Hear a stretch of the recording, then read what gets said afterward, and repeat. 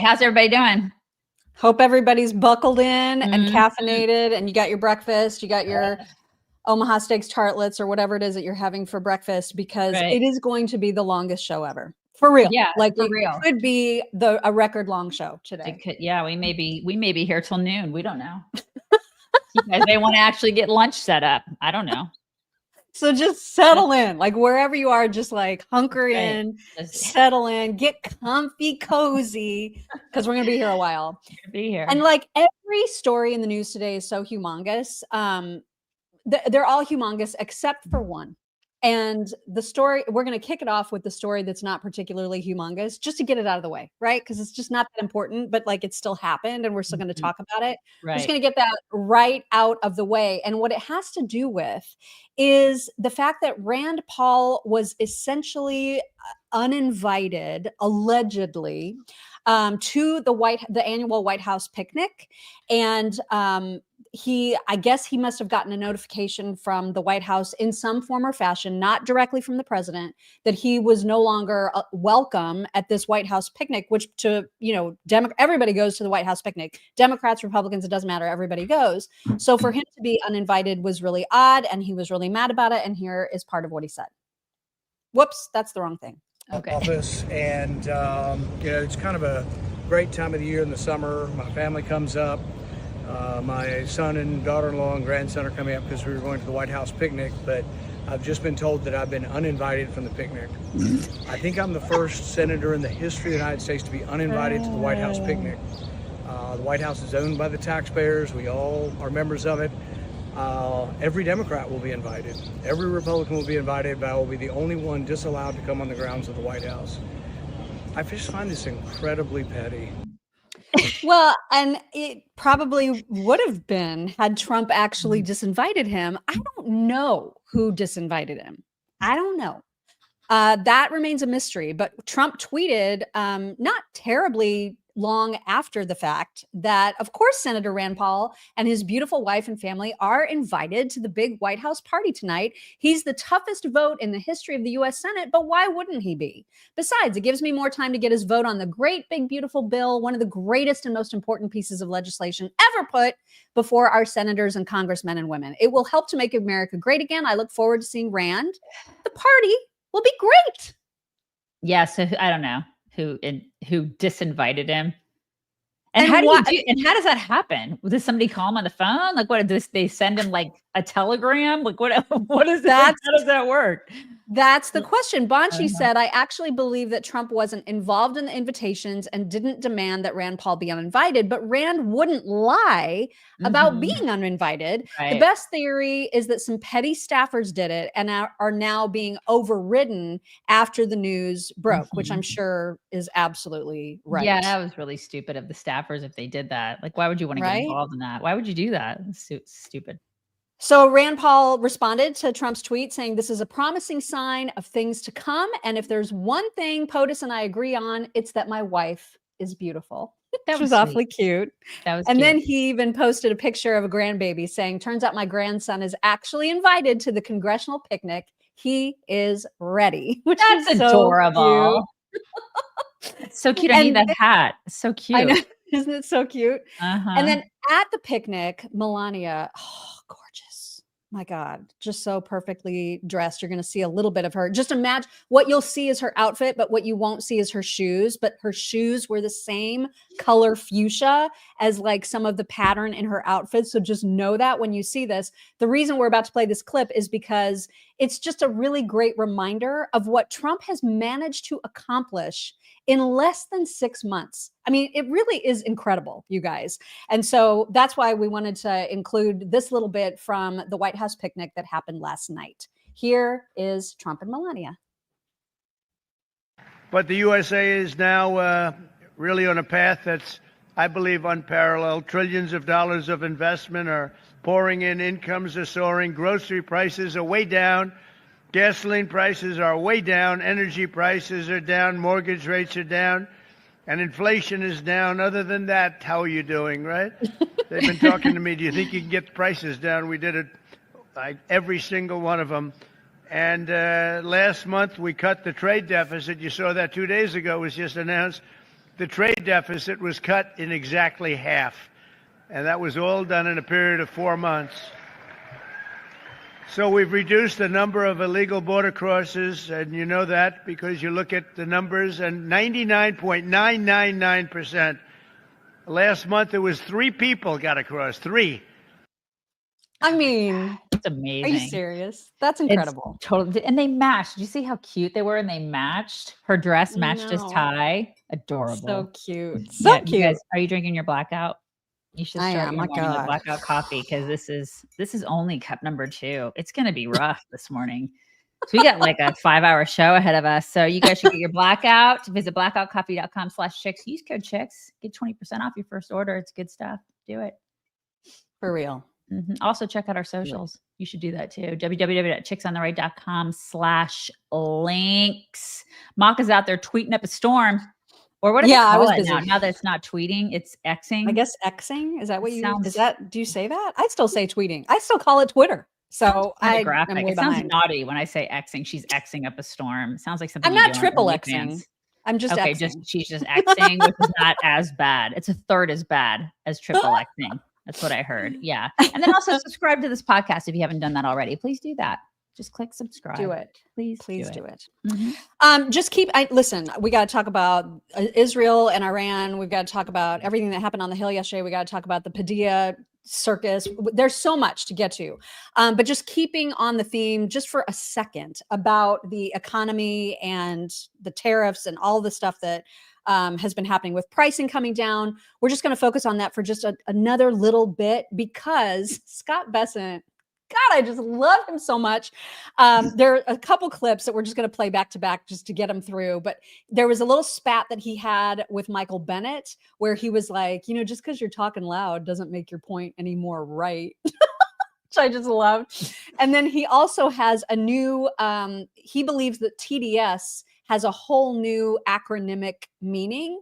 I'm going to let both of these clips just run. Here you go. We had a referendum on November 5th. You certainly did. I agree with policies. Your side lost. I agree with that. And a higher decibel and level. I'm a rare Democrat who doesn't blame Donald Trump for winning. I'm sad he won. I don't blame him for winning. But don't come here. In your statements, go ahead. They have veracity. Go ahead, Mr. Secretary. What? Higher decibel level does not give your statements more veracity. There seems to be a new version of TDS, which I would call tariff derangement syndrome.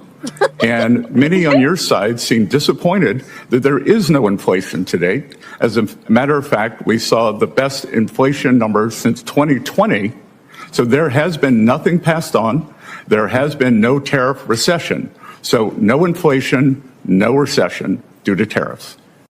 Ta-da! I swear that guy sounds like somebody on South Park. That dude that's like, okay. That's what he sounds like when he talks. Bennett guy, the Bennett. Well, I don't know what his first name is. Bennett. Michael, thank you. Yeah, really weird. But he's right. I mean, Scott Bessent is right, of course. And so, you're never going to hear Democrats talk about this, even though they were like, eggs, price of eggs. Oh my God, eggs. They're not going to mention that grocery prices experience their biggest drop in almost 5 years. No, they don't want to talk about that. They don't want to talk about it. No. They don't want to talk about it. Nope. They also will likely not want to talk about the fact that the first rescissions package was passed by the House yesterday. This is like tiny news compared to all the other news that happened today. This is still a big deal. I mean, of course, it now heads to the Senate, but I don't think it should have much trouble passing the Senate. So this is the one that would, of course, remove federal funding for NPR, PBS, and it would remove foreign aid that funded a lot of the crazy radical left lunacy abroad. So we'll see what happens in the Senate, but this is very, very good news. Please let it. So great. I know. So great. Yeah. And then interestingly, it's been a while since we mentioned Bluesky, which is of course the liberal version of X or Twitter. And like all the crazies flocked over to it. But now they're starting to notice this very interesting phenomenon over at Bluesky. Mark Cuban says that the lack of diversity of thought is actually pushing people back to X. Oh my gosh, are you kidding me? I just love that so much. So it's just a bunch of crazy libs and like pedos out there. Is that what it is? Basically. But I repeat myself. Okay. Right. Exactly. Yeah. So that is amazing. All these people are going to come back though, which is not particularly, they never left. Let's be real. Like, all the they lefties, didn't. they maintained both presences, and Right. they They just were, were they've bored always, because it's and an even echo if, chamber over there. and even if they said that they left, they've been lurking. They're Right. there. They're totally there. Yeah. Yeah. And then also just wanted to show really quickly how idiotic some of the Democrats are in terms of who they decide best would carry their messaging for them. So Amy Klobuchar decided to, I guess, invite or at least promote a woman who came to testify on Capitol Hill about SNAP benefits. She was really, really worried about the big, beautiful bill taking away her SNAP benefits. And the tearful testimony that she gave was all about putting food on her table for her 4 children. And yet the optics, you guys, the optics of this are so very bad. I mean, is she eating all of her kids' food? Is that what's happening? Listen, the optics are bad. It's bad. It's bad. Yeah. And somebody was like, they were saying she's going to die if she doesn't get her food. Actually, the food is what's killing her. Yeah, exactly. We need to rethink how we do this. This was just a bad. Yeah, it was bad. Really. Klobuchar's team did not think this through. No, they did not. No, they did not. And yeah, I mean, people are asking if she ate her kids' food. Has she eaten her kids? This is the question. Because the bottom line is she's eaten. She's eaten fine. She's not having any trouble. Everybody can see that. Yeah. Wow. We have to talk really quickly too. I know we mentioned, because it was happening in real time essentially when we were on the air yesterday, but that horrible plane crash, the Air India plane crash, we heard after our show that miraculously there was that one survivor. And you probably saw this, but we needed to put a fine point on this, because every time you have an opportunity to sit in an exit row, you might want to think about doing it. Yeah. This is absolutely extraordinary that anybody walked away from that crash. Unfortunately, and I didn't send this anywhere. I didn't repost it because I was so horrified by some of the video footage that was coming out on X, where they were showing charred bodies, unrecognizably charred bodies being taken out of the wreckage. I wish so much I could unsee it. It was horrific.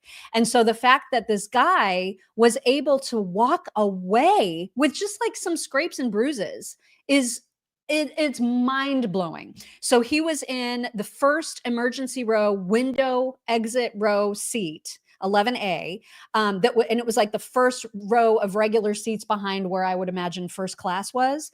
And he somehow managed to jump out of the plane at the exact right time. I don't know how he did it. He said that there was a loud noise after takeoff. He said 30 seconds after takeoff, there was a loud noise, and then the plane crashed. It all happened so quickly. When I got up, there were bodies all around me. I was scared. I stood up and ran. There were pieces of the plane all around me. Someone grabbed a hold of me and put me in an ambulance and brought me to the hospital. And there's video of him, I'm sure, just in a daze, immediately after it happened. Like what? I can't even imagine. I cannot imagine.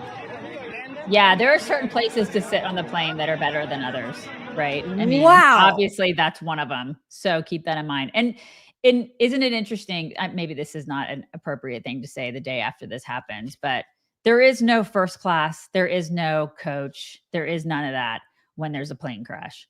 That's true. Just there's none of that.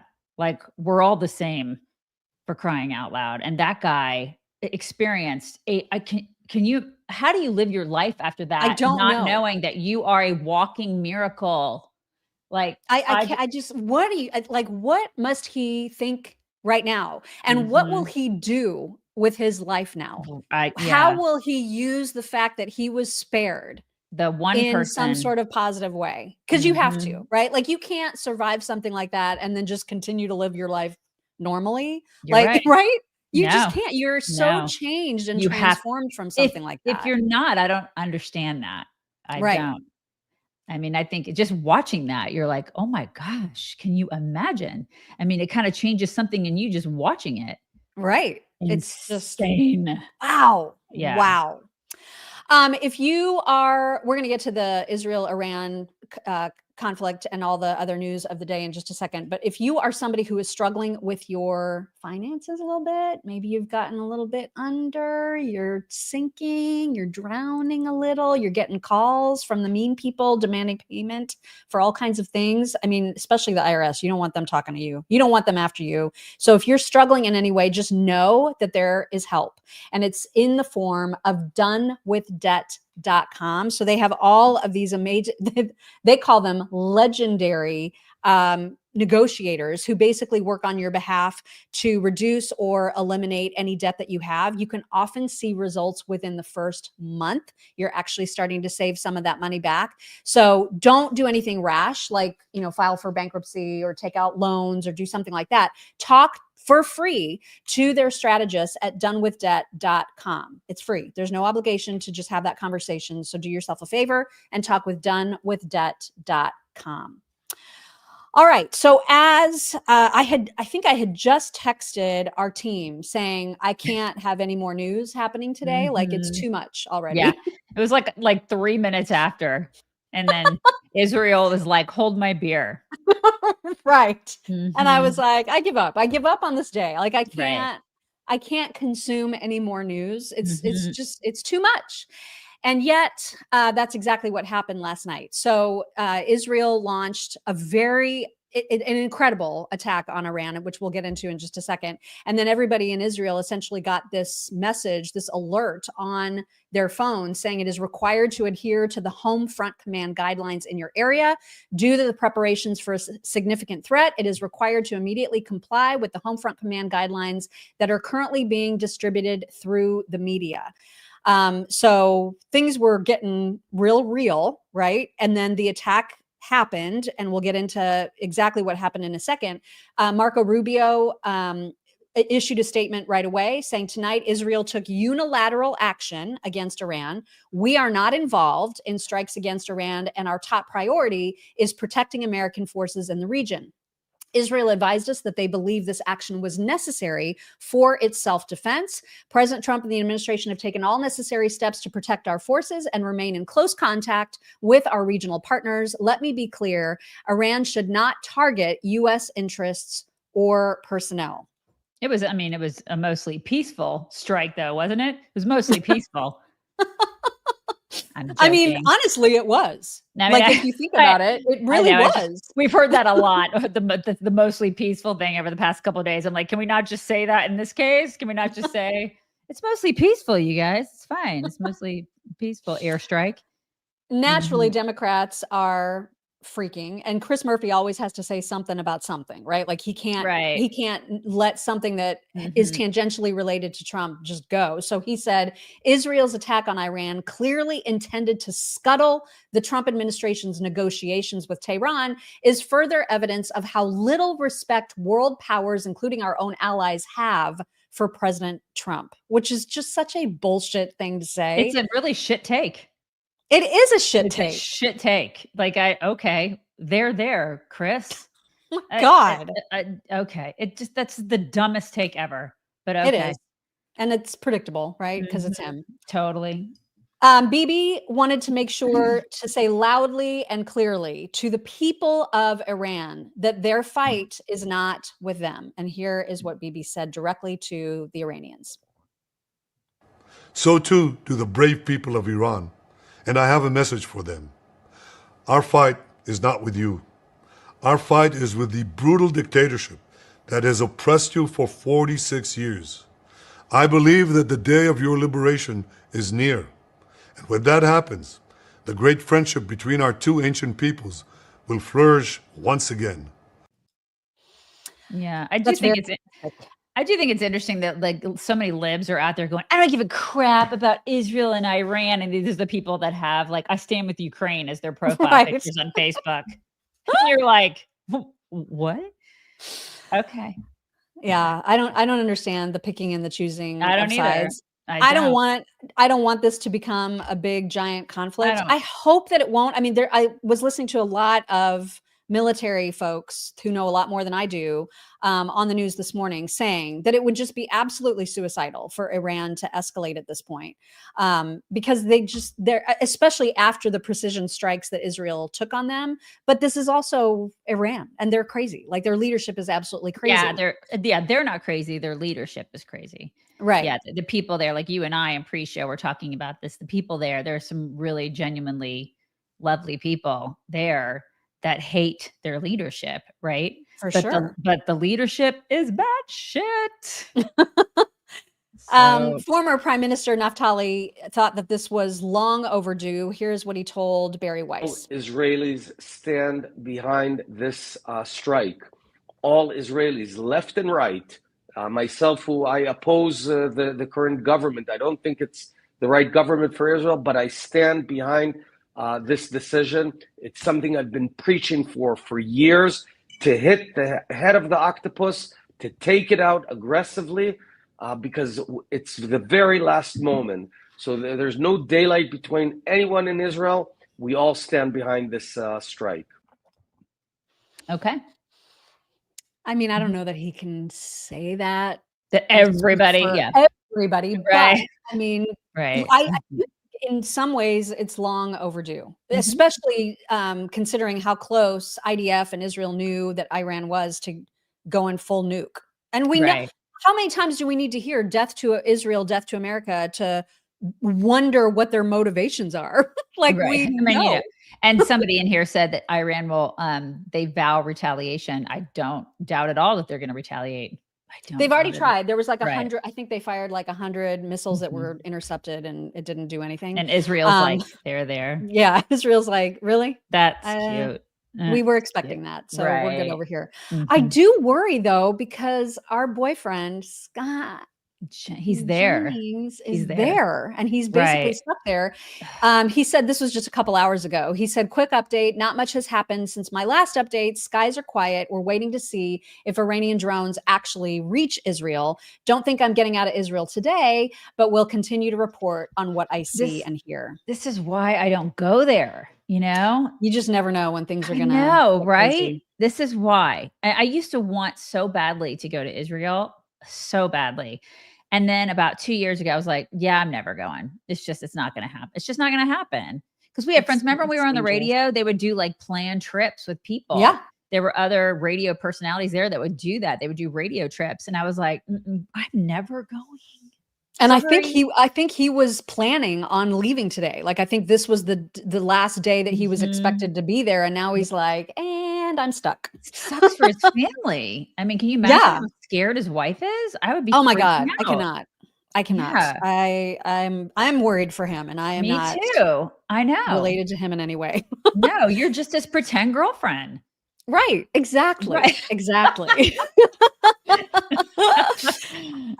This strike is, by all accounts, I mean, if you remember the amazing beepers, right? Like the IDF use of the beepers, where that was incredible on its face. But now we're starting to hear accounts of how truly amazing this strike was as well. So IDF said, we can now confirm that the chief of staff of the Iranian Armed Forces, commander of the IRGC, and the commander of Iran's emergency command were all eliminated in the Israeli strikes across Iran by more than 200 fighter jets.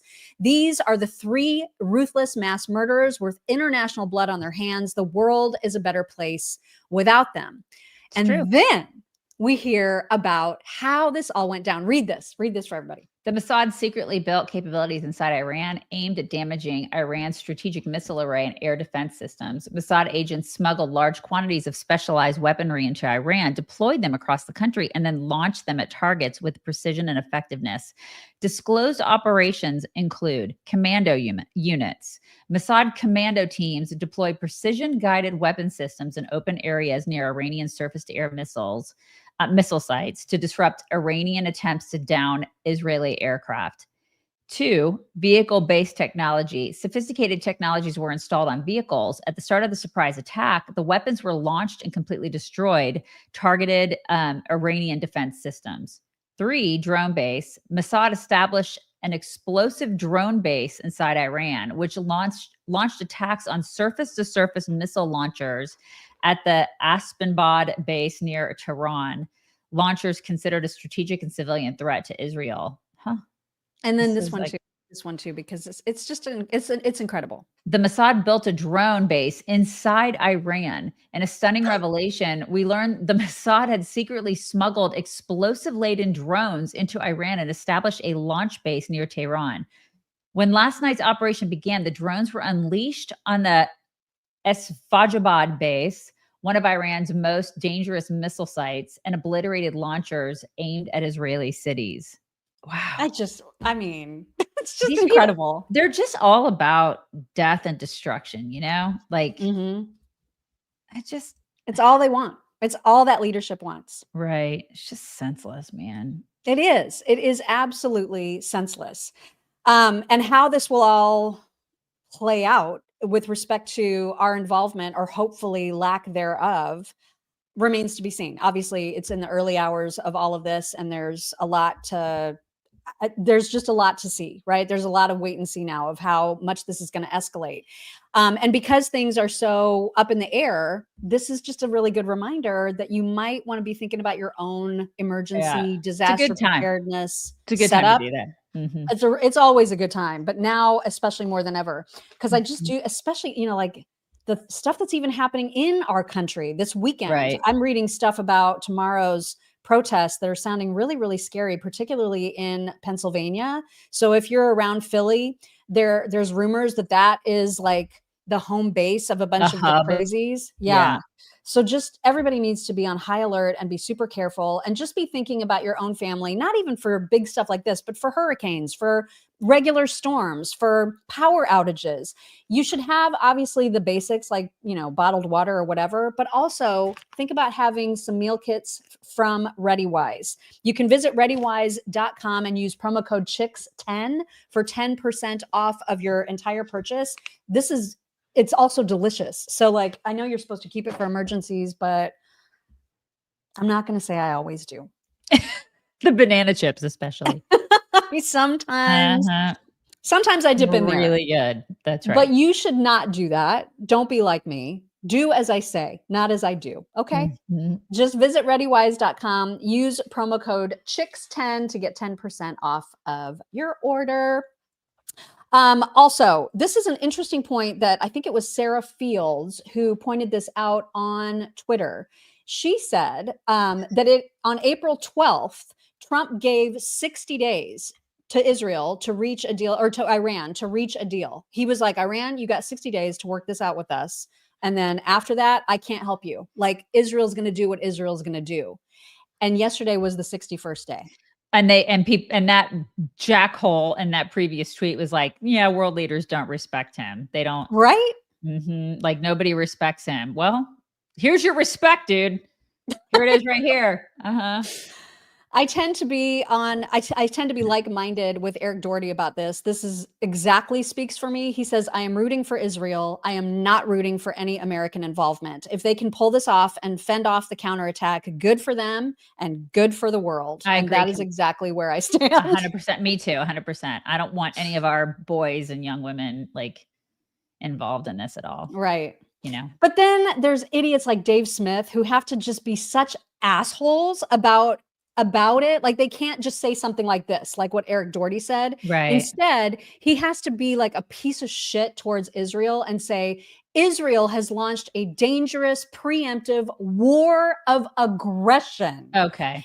It should be condemned by the U.S. government and U.S. citizens alike. Read Ami's response to him because it's perfect. Yeah. So when America or Israel gets attacked, it's provoked. It's blowback. When Iran gets attacked, it's aggression.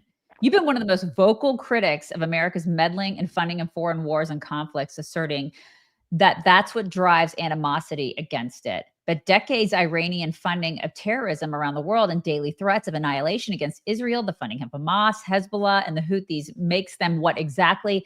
Innocent actors that aren't provoking a response? Do you not see a massive contradiction by your own logic? Not wanting Americans or America to defend Israel is one thing. Not wanting Israel to defend Israel is another. Yeah, he's 100% correct. He is. I know.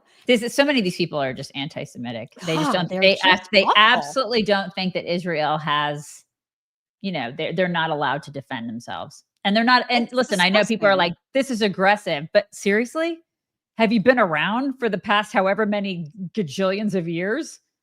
And they were just supposed to allow themselves to be nuked by Iran, who has been very clearly building nuke weapons and also saying exactly what they're going to do with them. They're just supposed to be like, okay, we'll just wait for you guys to kill us all. Yeah, no, exactly. It's kind of, to me, it's kind of like the woman who, gets the restraining order, and you have to you get a piece of paper, woman is a sitting duck. You got to wait for the guy to come try to kill you. And then you're like, but I got this piece of paper, it's like, I'm not allowed to defend myself. I got to wait till he actually has his hands around my neck trying to kill me. And I may or may not make it, but that's who they want Israel to be. They want Israel to be just a victim because, that's their place. Yeah. No. Reject that. I absolutely reject that. Trump couldn't help himself with a little bit of trolling, which I just loved. He gave an interview to Fox News, and Banshee posted a little clip from it, or a quote from it. Trump said, Iran cannot have a nuclear bomb, and we're hoping to get back to the negotiating table. We'll see. There are several people in leadership that will not be coming back. So he's not exactly sure who he's going to be negotiating with, but we'll see. Is awesome. And then to your point earlier, the fact that people were talking about the LA riots the way that they were and saying, listen, this is mostly peaceful, and peaceful. Most of LA is they're just normal and they're living their lives. Right. When Stephen Miller applies that same logic, it is such a glorious thing. So he said a couple things. The first thing was, I would just like to point out that most of Iran currently isn't being bombed. Right. I mean, so it's mostly peaceful, you guys. So I don't know why, Dave Smith and all those people are saying it's aggressive. It's not aggressive.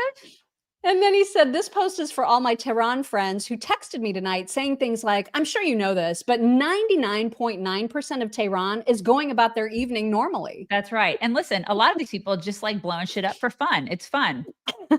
That's what they just like, sending missiles for fun. Don't you guys do that? This is just an example of exuberance, really, right? If you think about it. That's all it is. Having fun. It's peaceful fun is what it is. Come on, libs.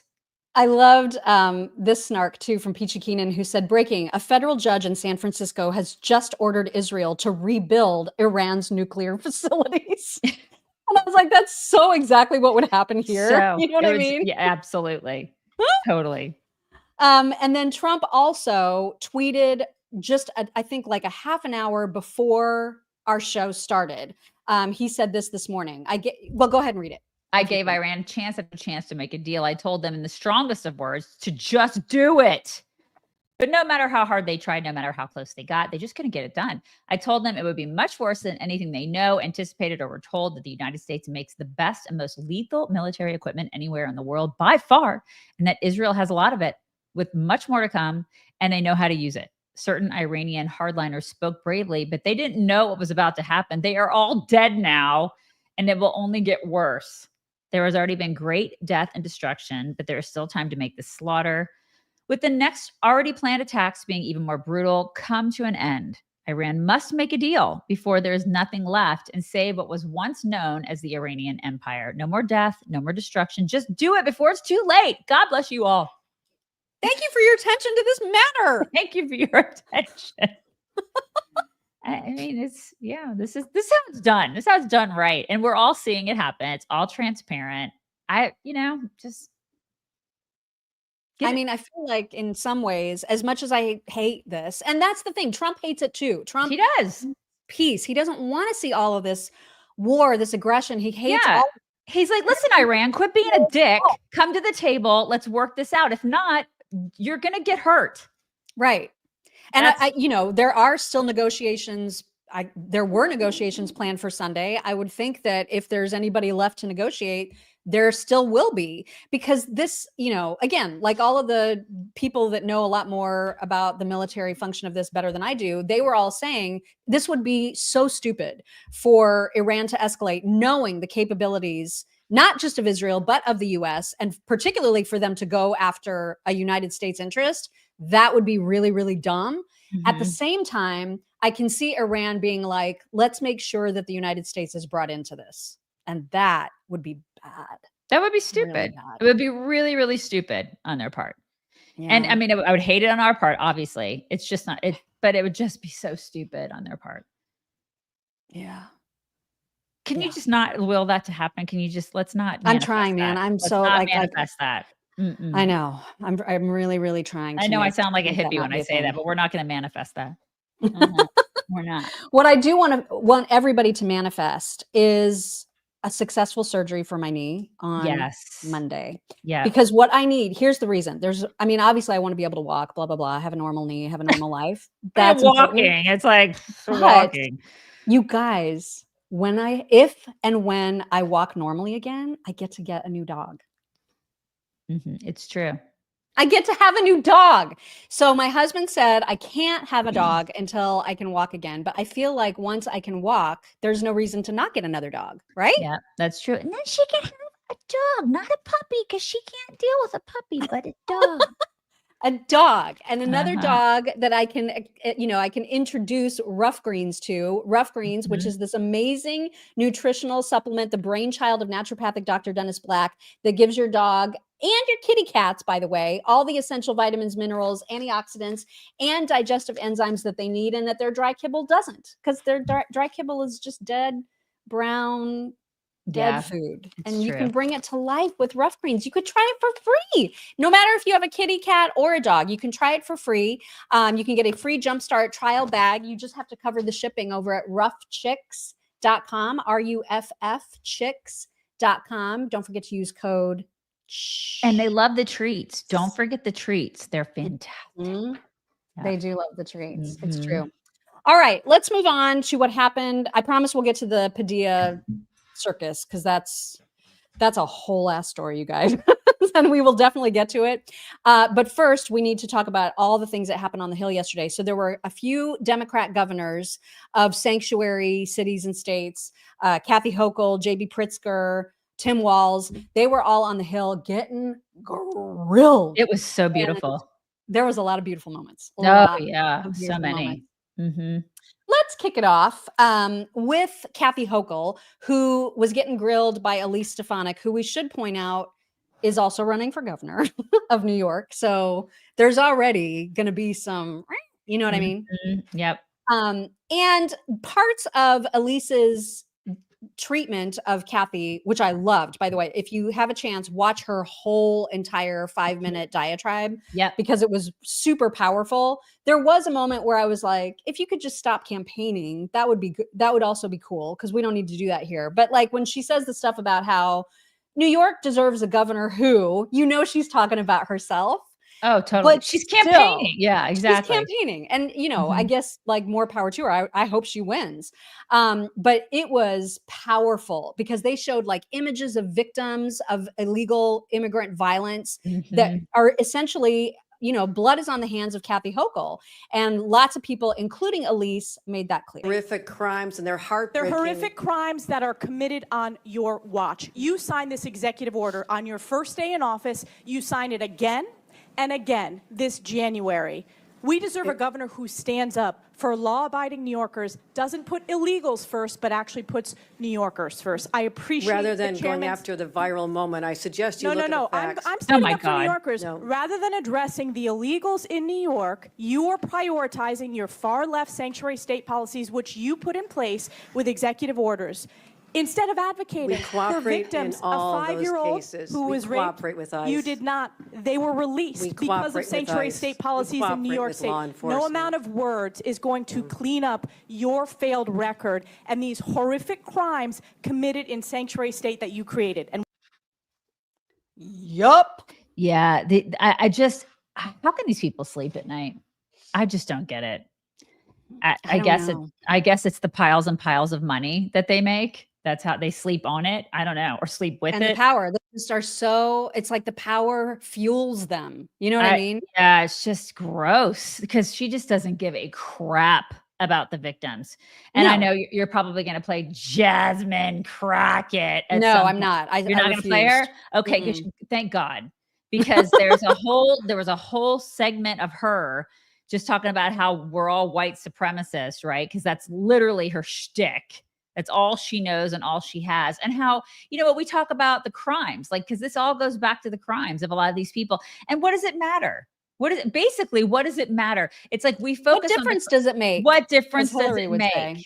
Tell that to the victims' families. And you know how many crimes there should be from illegal aliens in this country? 0. Exactly. If these jerks were doing their jobs, there should be 0 crimes from illegal aliens. 0, Jasmine.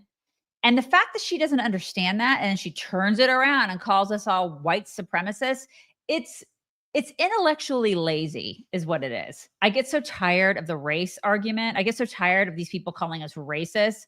Stop it. We're not buying that crap anymore. Stop. Yeah.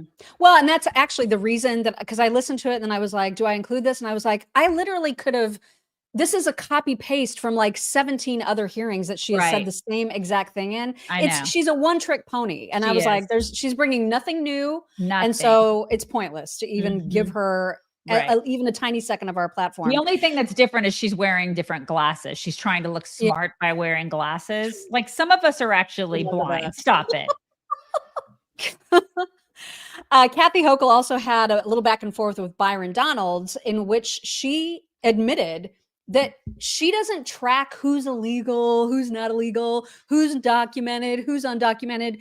Everybody gets New York benefits, no matter who they are. And Byron was like, I'm sorry, what? Coming here for 400 years. And we don't keep track of individuals based on their status. We make sure that people have services so we don't end up with an unexpected. So essentially what you're telling me is that you keep no track of money that is going to people who are not legal in the United States, resources that are taken away from New Yorkers, resources that are taken away from Illinoisans. You guys do not keep track of any of this. You know what's really challenging is that many people came here with legal status. I mean, temporary protective status, 300,000. All of a sudden they wake up one day and it's gone. Do you go along with the strategy from the Biden administration, which massively expanded immigration protocols that overwhelmed your city? I mean, because listen, that would necessitate accounting and actually being able to do our job and being competent. We don't know how to do things. We just like pass out taxpayer money. They're so incompetent.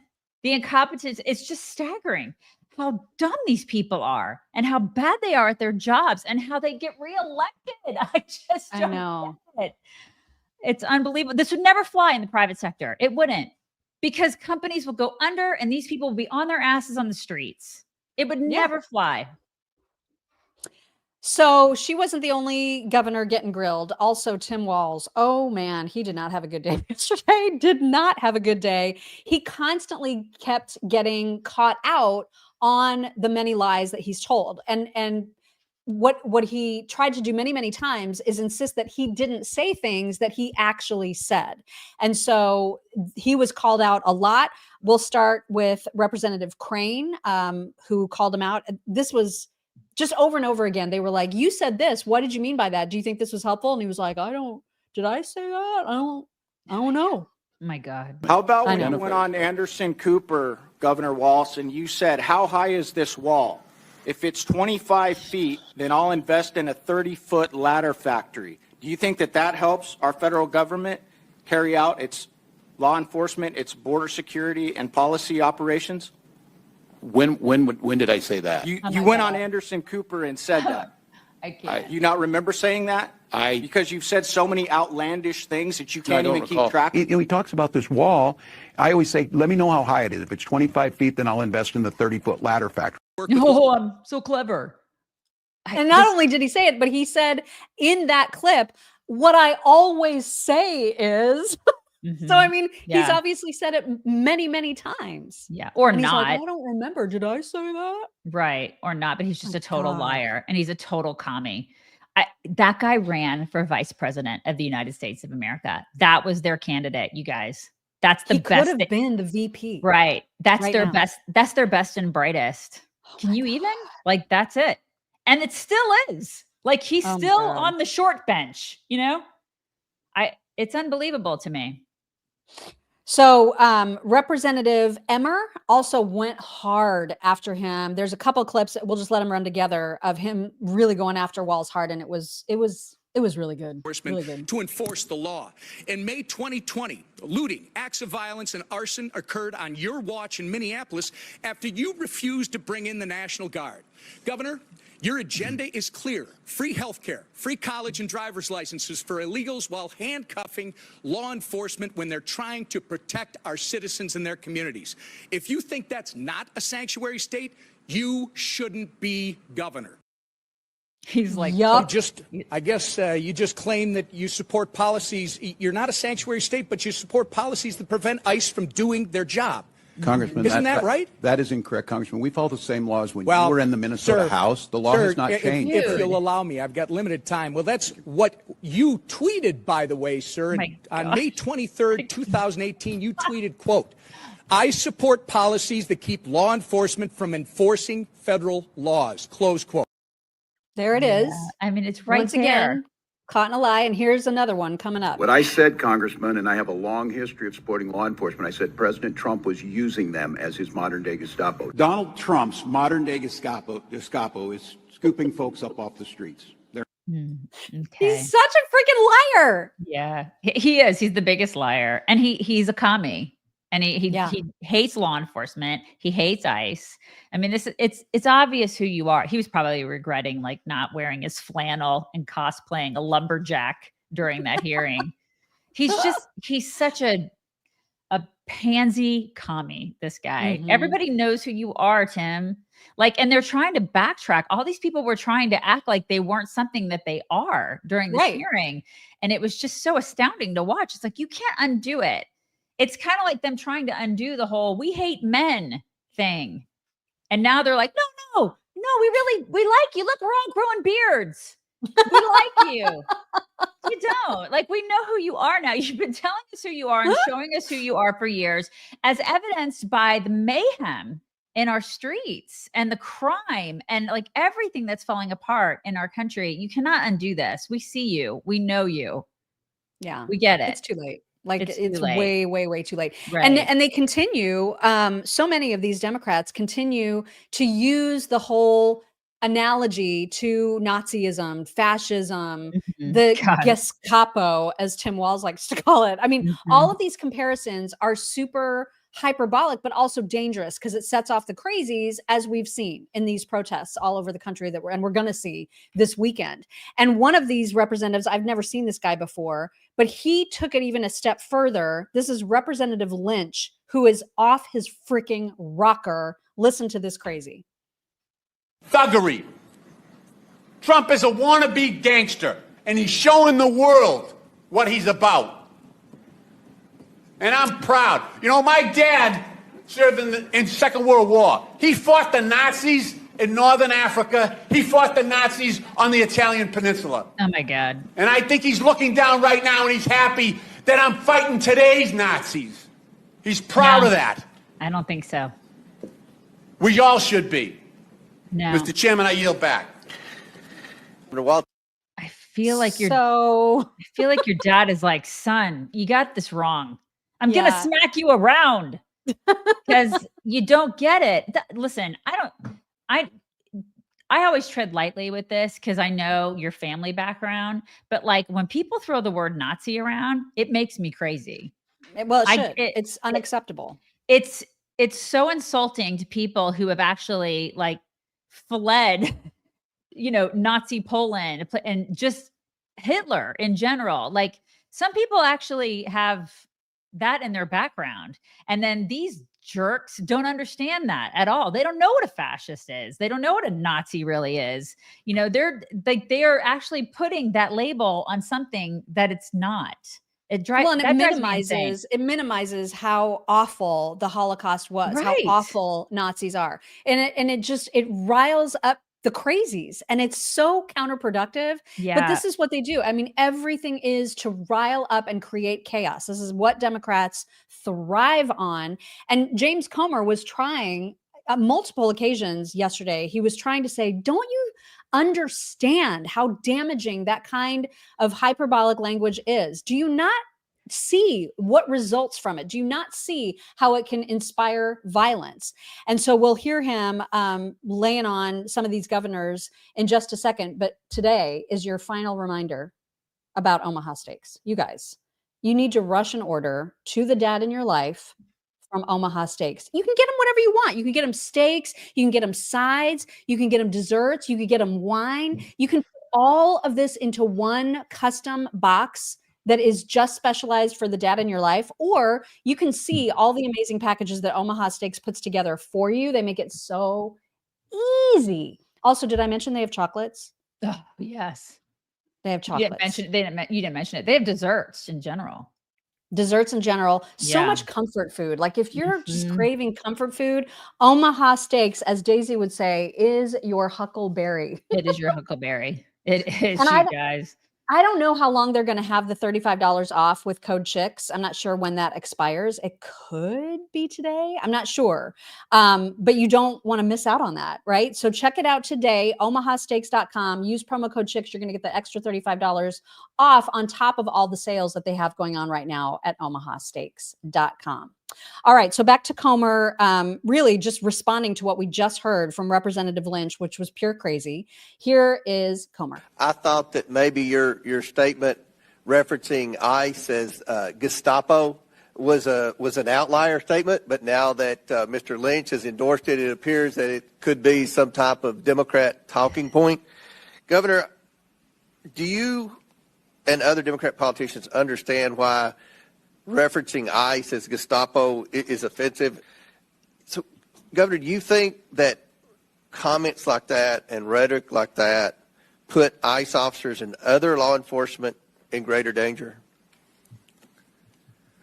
Well, thank you for the question, Mr. Chairman. First and foremost, any attack on law enforcement is unacceptable, wherever it's at, whether it's state, local. So you understand, and I've got limited time here. I want to highlight for the governors that real-world impact of the policies that you all continue to defend, even in your opening statements, have on American families. He goes on.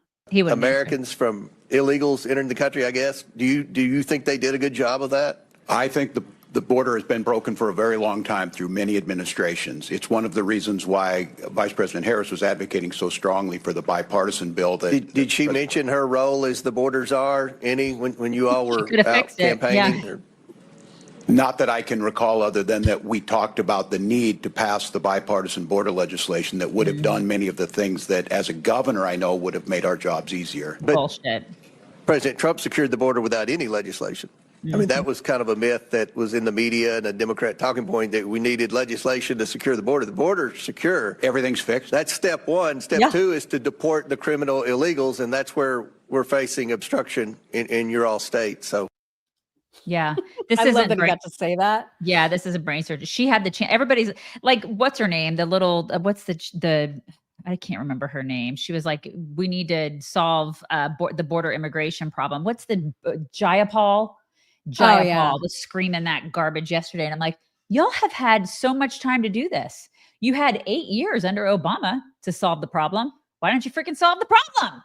You know, we have had gajillions of years to solve this problem when Democrats have been in charge. So why didn't they solve the problem? Now, all of a sudden it's like, why isn't the problem solved? And it is. That's the craziest part. Well, is that it actually is solved, and it didn't take those clowns doing it. Well, that part of it solved, but getting the 20 million that have poured across the border under their administration, that's part of the problem. It's not solved yet. So quit trying to obstruct. Quit it. Yeah, but they continue to try to say that border security is a problem. It's not. And it is not. It's not. The consequences of their open border policies have not been solved. But the security issue, we had 3 people cross last month, Trump said. Right. And miraculously, we did that without a wall.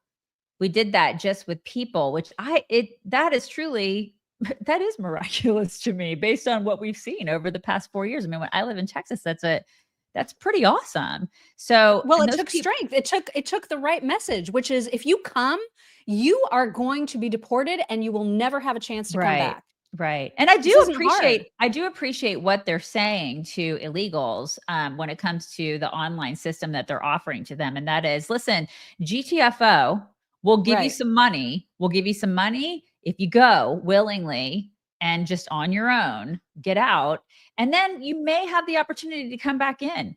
I think we're being very nice to these people who have broken the law. Generous. Don't you guys Super think? generous. I mean, we're literally giving them money to go. $1,000 after they've already gotten all this free shit from us to begin with. I mean, we're being super over generous to these people, and then they're waving flags and burning crap in the streets.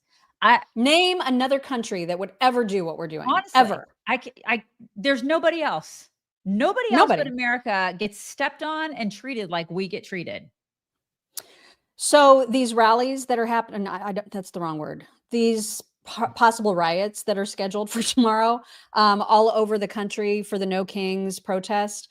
It turns out that Governor Walz is speaking at one. This is so absolutely disgusting. And Representative Paulina Luna, what's her first name? Anna Paulina. Yes, Paulina Luna. Yeah. She basically laid out, here is where the funding is coming from, and there's a direct tie to communist China. Oh, that's so why are you going to be participating in one of these as a speaker? Tim Walz is so freaking stupid and such a liar that he tries to pretend like he may not be doing that. And she's like, there's a legit flyer that has your big old face on it. Here she is. Mr. Walz, thank you for coming in today to testify. Mr. Walz, real quick, is it true, yes or no, that you are speaking at the June 14th Twin Cities No King rally? I can't confirm that right now. That could be true. Okay. It could be just so true. you know, they're advertising you speaking there. The graphic's actually on X right now. I'd be happy to provide it for you, so I'll take that as probably speaking. I mean, I don't know. I can't confirm. Seriously? I can't confirm or deny. Here's my happy little dopey face. Oh my God. It's just the lying. It's off the charts, right? Of course he's speaking. Of course he is. It's just these people are chameleons, man. They're absolute disgusting chameleons. Look at it. Look at his dopey face. Hi, I'm Tim Walz. I love China. I love China. And then, of course, there were a lot of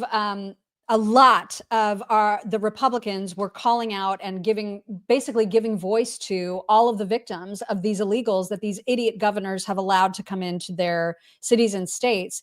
And James Comer went after J.B. Pritzker about that pretty hard. Here is that moment.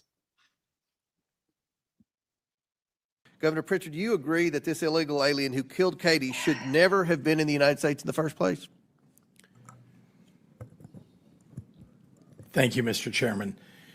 First, let me express my condolences to the family. Okay. Those are terrible circumstances. Let me But you also created. say that Yeah, you could have anyone prevented. who commits a crime in the state of Illinois. I understand, Governor. Should that criminal have been here in the first place? Did he have a right to be in this country illegally? If the person is a criminal of any sort, then they ought to be.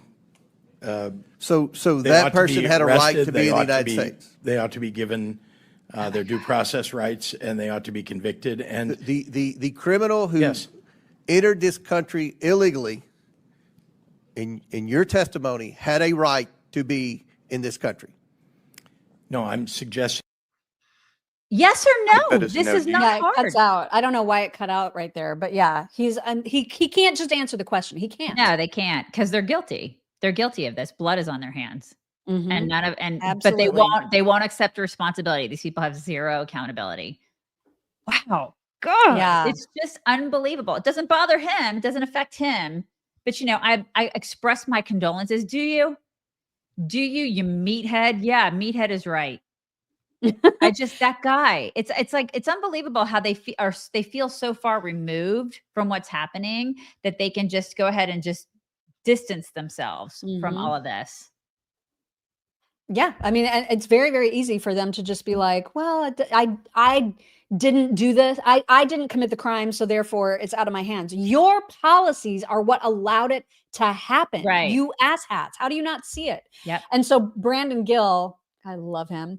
I do Brandon too. Gill also was going after Pritzker with a very specific question, kind of along those same lines, but basically trying to find out, do you believe, because Pritzker has said, we need to be welcoming. We need to welcome all the illegals. We need to welcome them. And so Brandon Gill wanted to get into the weeds about that, and here's how that went. Jose Martinez Rangel is?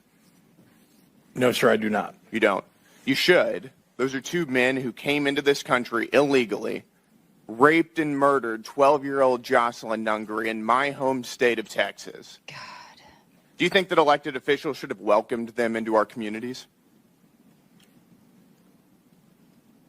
Sir, before they committed a crime, I'm not sure what you're asking. Do you think that they should have been welcomed into our communities? This is a very straightforward question. Someone who commits murder, no. Someone who commits murder should be Why did you state during Biden's border crisis that illegal aliens, quote, should have been welcomed and helped by elected officials? When you say illegal aliens, these are people who are given welcomed asylum. and helped into our communities. People who are That's an asylum easy seekers. yes or no question. Well, you're mischaracterizing them. It is your position that they should have been welcomed into our communities. Is that correct? There were asylum That's from seekers your who were own here statement. legally. And then they went on and murdered and raped 12-year-old Jocelyn. Someone who commits murder should be held accountable. We do that in the state. And you think they should have been welcomed into our Such a communities piece of before shit, they this did? guy. I don't know how you can tell before somebody commits a crime You can that they are secure going the to border commit the and crime. not let illegal aliens come into our communities. This isn't hard, brain surgeon. Just don't allow him in. Hello. How did he even make any money at all being that stupid? I don't understand it. It's like, it's the Kardashian effect. It's like, how do stupid people make that much money? I don't get it. I don't. I don't understand. Because he's a billionaire, right? That guy's a billionaire. Oh, yeah. Yeah. He's fat and happy. I'll never understand it because that's not a hard concept to grasp. He wouldn't have committed the crime had he not been here. And sanctuary states who allow them in are part of the problem. Exactly. It's not hard. It's just really not. This isn't. And he knows it. You know he knows it. He just doesn't want to answer the question. Right. And that wasn't the only question he didn't want to answer. Gill went after him too about men being allowed in women's bathrooms. And that was also, he had so much trouble with that one too. Here. Mr. Governor, do you think that biological men should be able to use women's restrooms? I'm not sure how this has to do with immigration. It's just a yes or no question. Why are you? It's very easy to politicizing answer. this? Do you I think thought that we were men here should be using doing women's fact restrooms? finding. I'm sorry. Do you think men should be allowed in women's restrooms? I'm not sure why this has come to this issue. You It has tweeted nothing that to do as with a immigration. protest against President Trump, everyone should use the other gender's bathroom today. Have you ever used the women's restroom? God, I hope Not not. that I can recall ever, sir. No. You wanted everybody else to do it, but you didn't? I love him. Sir, I'm not sure why we're on a topic that has I'm nothing asking to do you, with you're today's hearing. advocating for men to use women's restrooms, but you didn't do it? I do not advocate that, no. Well, actually, you did. You said everyone should use the other gender's bathroom today. I can tell you that you are You regret saying politicizing this this? in a way that what we ought to be focusing on is Do you regret failure of the encouraging federal men to government use women's restrooms? and the Congress to deal with immigration reform. Do you regret encouraging men to use women's restrooms? Again, you're taking us on topics that have. Did you ever nothing to consider do that with women don't the want you subject in their, that you in their invited us here bathrooms? for? Yeah, I So definitely you're- don't. I definitely Love do not. that. But I think it is a fact that he does pee sitting down. You know he does. You know that guy does. Mhm. And he's probably reading Cosmo. You know he is. Oh yeah, he reads it in the bathroom while he's sitting down. Sitting for down. sure. Mhm. Tim Walz also really struggled with a basic question from Nancy Mace, who, man, she was on a whole ass tear. But this is just a 10-second little clip of it because Tim Walz's confusion on this issue is too funny not to share. What is a woman? It's my favorite. What is a woman is the question. I'm not sure I understand the Oh my- question. I'm not sure I understand that I question. feel like this should be a prerequisite. If you're going to lead anybody, if you're going to be in charge of anything in our government and you're getting taxpayer money, you should be able to answer that simple damn question. It's a pretty easy one. It I mean, is that's like the easiest question to answer. And he's like, I don't know what you're saying to me right now.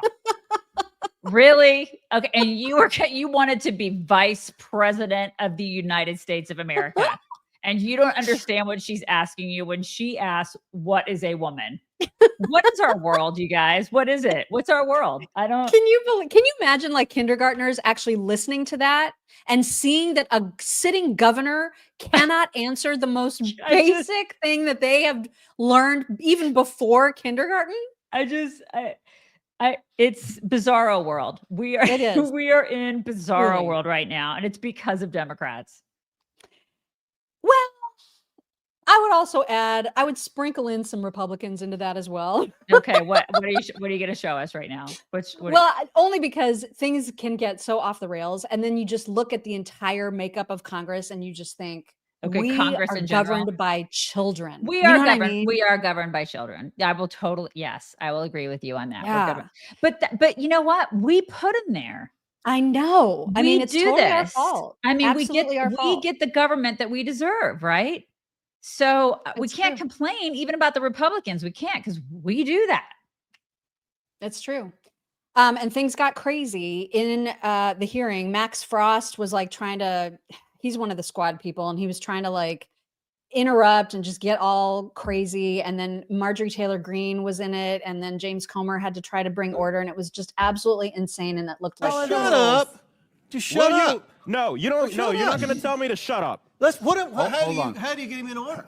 You're running for Not like that. He has been out of order 6 times. He's trying to get on MSNBC. You probably knocked. I get it. Somebody off I don't have any problem MSNBC getting to on get on there. MSNBC. That's Miss not what Green, it's about. He's been is arrested as a recognized. former Yeah, well, Antifa okay, member, here. right? Back to order, Miss Green. Go. He's a go. former All Antifa right, Miss member. Green, Mr. you're Chairman, recognized. You got no it. surprise. Who's a former Yours. Antifa member? Me? Yeah, you. I asked that these words be taken down. Yeah. No, Miss Green, Thank you. you're recognized. I asked Thank that these you, words Mr. be taken Chairman. down. There's a motion. Governor Miss Hochul, Green is recognized. Governor I asked that Hochul, these you words be stated taken down. that you're a proud Democrat, proud registered All right, Democrat. we got to You need to suspend. retract. There's been a parliamentary. These are the people that run know, our country, you It guys. it gives me flashbacks of like family holidays when my dad was still alive, honestly. I mean, I'm having flashbacks. I don't know about you guys. It's like growing Oh my up, right? God. But I will say it's a lot. It reminds me of like a third world country too. Like we're starting to devolve because if you look at politics when we were growing up, it was nothing like this. No. So No. I can only imagine what politics will devolve into when my daughter is my age. It's just afraid. gonna So they're afraid. gonna be throwing chairs at each other, you guys. It's gonna be, you know, you see those like videos of like, what is it, like in the Philippines and stuff, and they're like throwing chairs at each other. They're gonna be doing that. They're gonna be like brawling. They're gonna literally be fist fighting. That's what's gonna, because I mark my words, like save this video, and in about, I don't know, 30 years, they will be physically fighting each other. Yeah. It's gonna happen. Mark my It's words. going to happen. There was one more little moment. Listen very, very carefully to this one because they're talking over each other. So it's like hard to hear what they say, but it's basically Marjorie Taylor Greene, getting into it with Kathy Hochul. And she accuses Kathy Hochul of smiling. She's like, don't you smile about Laken Riley. And then Kathy Hochul is like, don't tell me what I look like. Or don't tell me how to like make my face or whatever. It's just so stupid. It's just another example of how off the rails these sessions go. Here is that quick little bit. Move. They $5 to $10 million a day to feed and house illegals. Are you smiling at me about this? I'm not. You look like you got quite a smile on your face. No. Because I can tell you, Gentlelady people, will not. this is my time, reclaiming my time. I'm thinking about attack the witness. Don't you dare Don't attack the smile witness. about the murder of I'm Laken thinking Riley. about her parents. I'm The sorry. third Don't time, question the how I third look. time. Don't question how I look. To be fair, I think that's all the Botox and crap in her face. She can't I help think that's it. just her mouth. I think she just has permafreeze. NTG, smile. she can't help it. There's just, she's just got resting Joker face. It's like just that smirk. It's like resting it's the smirk Botox. face. There's so much clown makeup and like spackle on there, and then all the Botox is stretched, and the stretching has made it like permanent. It's bad. It's a real, like, she's got a bad surgeon. She's got to It's pretty figure that bad. out. Right. When she left, she decided to post this photo and say, "It's time to get the hell back to New York." Okay, Kathy. It's time You to get go, the hell back. girl. Gotta get the hell back to that That place that smells like urine. I love it. All right, let's get into the what's Padilla's first name? Is it Alex? Is that right? No, I think it is, but nobody really cares. He wants you to know it, which is why he did what he did yesterday. He wants you to know his name so hard, you guys. Yeah, raise your hand if you've ever heard of this guy before yesterday. Which is why they chose him, Mock. This is why it was very calculated. Can't you see? We are going to show the video of the altercation that occurred a couple of different times. So if you missed some of it in this first round, don't worry, because we've got more angles. But there's one particular version of it that was floating around the most, and we'll show that first. So if you have no idea what we're talking about, Senator Padilla from California decided to just bust into Kristi Noem's presser. He is, of course, not a member of the press, nor was he invited to participate in this particular presser. And generally, press conferences have a designated time for the person leading it to speak. And then when that person is done speaking, there's a Q&A. So you should know that this altercation began in the middle of Kristi Noem's speech. It was not Q&A. He just decided to be disruptive, and here's what it looked like. Guys, ready? And bell. Sir, hands up. I'm Senator Alex Padilla. I have questions for the secretary, because the fact of the matter is a half a dozen violent criminals that you're rotating on your hands off. And they don't know that. How do they know that he's a senator? How do they know? I could have walked in there and be like, I'm Senator Amy Clark. Right. On the ground. Hands behind your back. Let's see your... If you don't my hands, go ahead. All right. Cool. Other hand. Lay flat. Lay flat. He's such a jerk.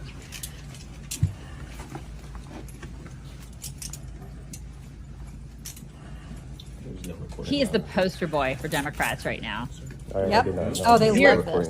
They love it. Yeah, theater boy with no control of his emotions. Zero control. This was so staged, so planned, so orchestrated. They knew exactly what they were doing because they've lost control of the narrative, you guys.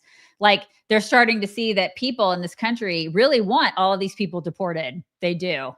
And they want them deported because they were on the wrong side of the policy. And then they're like defending the criminals, right? And people are like, yeah, defending the criminal is not a good place to be. And they're like, oh shit, really? I thought we were like on the right. No, people don't like that. People don't like that. We got to figure out a way to be the victims in all this. Oh, that's we can have a senator go in there and act like this administration really is authoritative. Well, all he had to do was pick up the phone or have his people pick up the phone and say, hey, Kristi, I'd like to have a meeting. She would have had a meeting with them. She met with them right after. It's not the way policy and procedures like mean nothing to these people. That's what I see. It's like you just get to be a disruptive asshole and walk in there and start interrupting.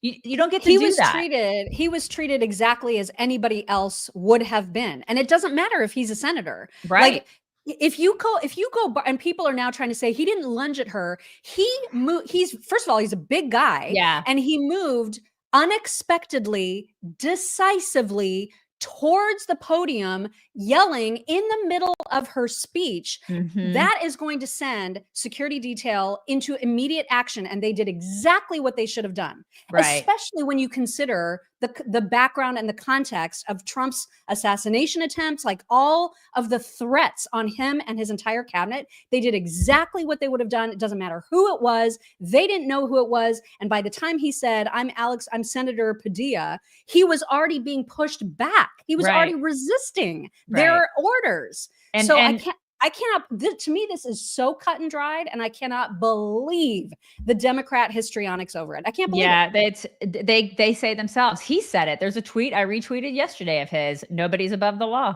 He said it. Nobody's above the law. Well, you're not above the law, you jerk. Exactly. You don't get to do that. And he was not even supposed to be there. So that in itself is sketch. He was supposed to be back. Where was this press conference was being held? Where was it? Is it somewhere in California? I don't know. Like, yeah, some federal building. Right. It was in California, and he was supposed to be like someplace completely different, but he took a flight to California to be there specifically for this reason. This was on purpose. with purpose. He claims that he was there for like another meeting in that building. And I don't believe it. Heard through the grapevine that Kristi Noem was going to be speaking, and he'd been trying to contact her. Bullshit. I don't believe it. They wanted this to be televised. They wanted this to be, they had like reporters there afterward. He knew exactly what he was going to say afterwards. This was all completely orchestrated. They're losing. And so they're trying to figure out, this is a way for them to be victimized. And then everybody else was saying the same exact things. Like, if he can do this to a senator, if Trump can do this to a senator, imagine who else he can do this to. It's so textbook, you guys. It's just so ridiculous. All of it is ridiculous. And you know what? It also shows that Democrats feel as though senators are special. It's kind of like, to your point, he's not special. If you walk in and you interrupt a meeting just because you're a senator, you think you get to do that? You don't get to do that. You don't get to be. It's a press. You are not a member of the press, even. Right. So this is not the time and place. And if this was reversed, can you imagine? Oh my God. Like, there's no way that we should begin tolerating someone just. I don't care if they're a senator. Senators should not just go around busting into press conferences and interrupting the speaker. No. In what world do they think that is how senators are supposed to behave? All the people that are like, he was just doing his job. His job is to disrupt press conferences now? No. What? If anything, he has an in to Kristi, like to Noem. Right. He has methods and ways to be able to meet with her because he is a senator. He has staff that can call her up on the phone. He could have done a freaking Zoom call with her that day because he's a senator, but he chose not to do that because he wanted to make sure that he had all the drama and he could be a victim because he's a giant wuss. This guy. We have a lot of reaction about this to get to. It was interesting because CNN, a couple of different occasions, were completely right about this. Almost immediately in the aftermath, this was their initial reporting. We just received a statement from the office of Senator Padilla, and they say that he's currently in Los Angeles exercising his duty to perform congressional oversight of the federal government's operations in Los Angeles across California. It goes on to say that he tried to ask the secretary a question and was forcibly removed by federal agents, forced to the ground and handcuffed. He is not currently detained, and we are working to get additional information. David, over and over, we've heard from voters in different parts of the country talking about how they want to see Democrats confront the administration on some of these issues like immigration. I mean, it gets handsy, but Padilla was trying to make a statement there. There's no doubt about it. I mean, she was holding a press conference and doing a press statement. He's not a member of the press. It wasn't like a hearing where it was an open forum for senators to ask a question. He clearly showed up to a public event to create a moment and do what you're saying, sort of show his constituents, not just Democrats, but that he's fighting from his perspective. Again, I think the question is, was this the appropriate response of how it got dealt with? No, it was not. It just was so obviously orchestrated. If you can't see that, I can't help you. I can't. Oh my God. It's theater, you guys. And just to add to the theater, he tried to, get some waterworks going when he met the press. Here's a little bit of what he said. While I was waiting for the briefing with General Gill, I learned that Secretary Noem was having a press conference a couple of doors down the hall. Whatever. And so I came to the press conference to hear what she had to say, to see if I could learn any new additional information. Okay. And at one point, I had a question. I was there peacefully. At one point, I had a question. What? And so I began to ask a question. You interrupted her. I was almost immediately forcibly removed from the room. I was forced to the ground. And I was handcuffed. I was not arrested. I was not detained. I will say this. If this is how this administration responds to a senator with a question, if this is how the Department of Homeland Security responds to a senator with a question, you can only imagine what they're doing to farm workers, to cooks, to day laborers out in the Los Angeles community and throughout California and throughout the country. That's really like Oscar winning performance right there. It was fantastic. Good going. Nice choice, Democrats. You picked a good one. This is, and I mean, the whole thing, there's all the mix-ups too about, he didn't even, like, DHS's initial reaction was, we did not know who this guy was. And then everybody was like, but he said his name, as if in the midst of that chaos, security detail were supposed to hear it. Kristi Noem was supposed to hear it. She didn't know who he was. And so there's all this chaos, and Democrats' defense is to actually say, well, he introduced himself. No, if you look at the beginning, he is moving towards her in a very aggressive way. Yep, he sure was.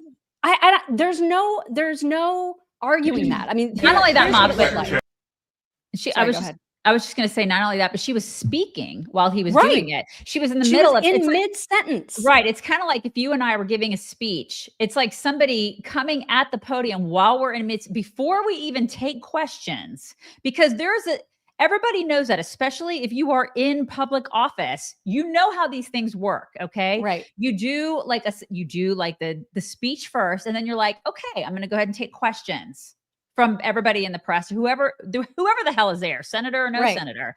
You speak. She was speaking. She was in the middle of giving her address, and he was coming at her as she was talking, asking the question, which is bullcrap. I don't believe it for 1 second. He did that while she was talking. He knows how this stuff works. They all know how this stuff works. This was planned to the T. They knew exactly what they were doing. And I thought, to her credit, she thought she's being heckled, whatever. She's not going to let that slow her down. She kept talking. So for anybody, like all the idiots out there who are like, she should resign. Why? Why is any of this her problem?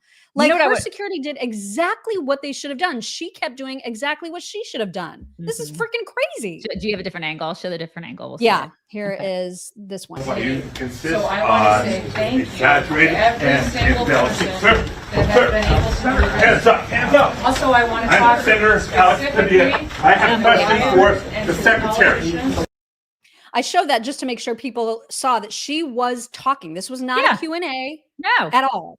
She's in the middle of her speech. Man, it would have been awesome if he actually made it to the podium and she would have leveled him. Because you know she could have. She's like, dude, I killed dogs. All right. Imagine what I can do with you. I'm a rancher. Bring it. Yeah, but the whole, did he say who he was became like a big part of the story, because DHS tweeted, Senator Padilla chose disrespectful political theater and interrupted a live press conference without identifying himself or having his Senate security pin on as he lunged toward Secretary Noem. Mr. Padilla was told repeatedly to back away and did not comply with officers' repeated commands. You can see this too. Secret Service thought he was an attacker and officers acted appropriately. Secretary Noem met with Senator Padilla after, and they held a 15-minute meeting. Why Abby freaking Phillips was like, that is not true. As you can see in the video, Senator Padilla clearly identifies himself. DHS still wrote this post falsely claiming that he did not. Now, why he got smacked down? If he's supposed to have a pin on, why doesn't he have that on? Well, he apparently had it on his shirt, but he had a jacket over it, so you couldn't see it. Okay, so well, that's convenient for him, isn't it? Right. And so David Marcus said to Abby, Padilla absolutely did not identify himself until well after he dangerously caused a physical altercation in a federal facility that has been the subject of attack. We are not going to let you guys lie about this. So here is the beginning of the video again, where you can see he has no business walking towards the podium. No business. Even if he plans to interrupt her with a question, why did he have to approach her? What did he think was going to happen? Exactly this. This is what he thought was going to happen. Tried to insert into the city. So I want to say thank you to every single person that has been able to do this. Hands up, hands up. Also, I want to talk I'm Senator Alex Padilla. I have questions for the secretary. Because the fact wait your turn, Dick. Oh my God. If you have questions, wait your turn and ask them like a civilized human being. You are a person who represents constituents. Like, act accordingly. These people are unprofessional pricks. Like, they're awful. Awful. Yeah, you don't do that. He knew exactly what he was doing. Exactly. And he got the reaction that he knew he was going to get. And there are people, I think he wasn't the only one involved in this. There was like a whole slew of people, a cabal, if you will, kind of like who put Biden in place. They knew exactly what they were doing when they sent him in there. I'm convinced of it. That's exactly how I feel. And I am 100% positive that happened. He didn't do this alone. This was a planned thing.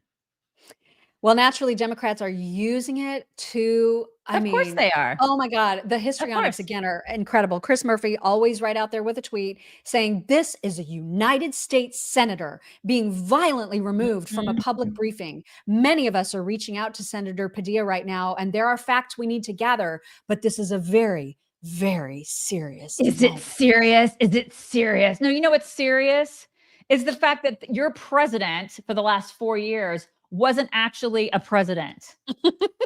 It's like, that's a serious moment. This is not a serious moment. This is more of you guys doing theater. It's just more of the same.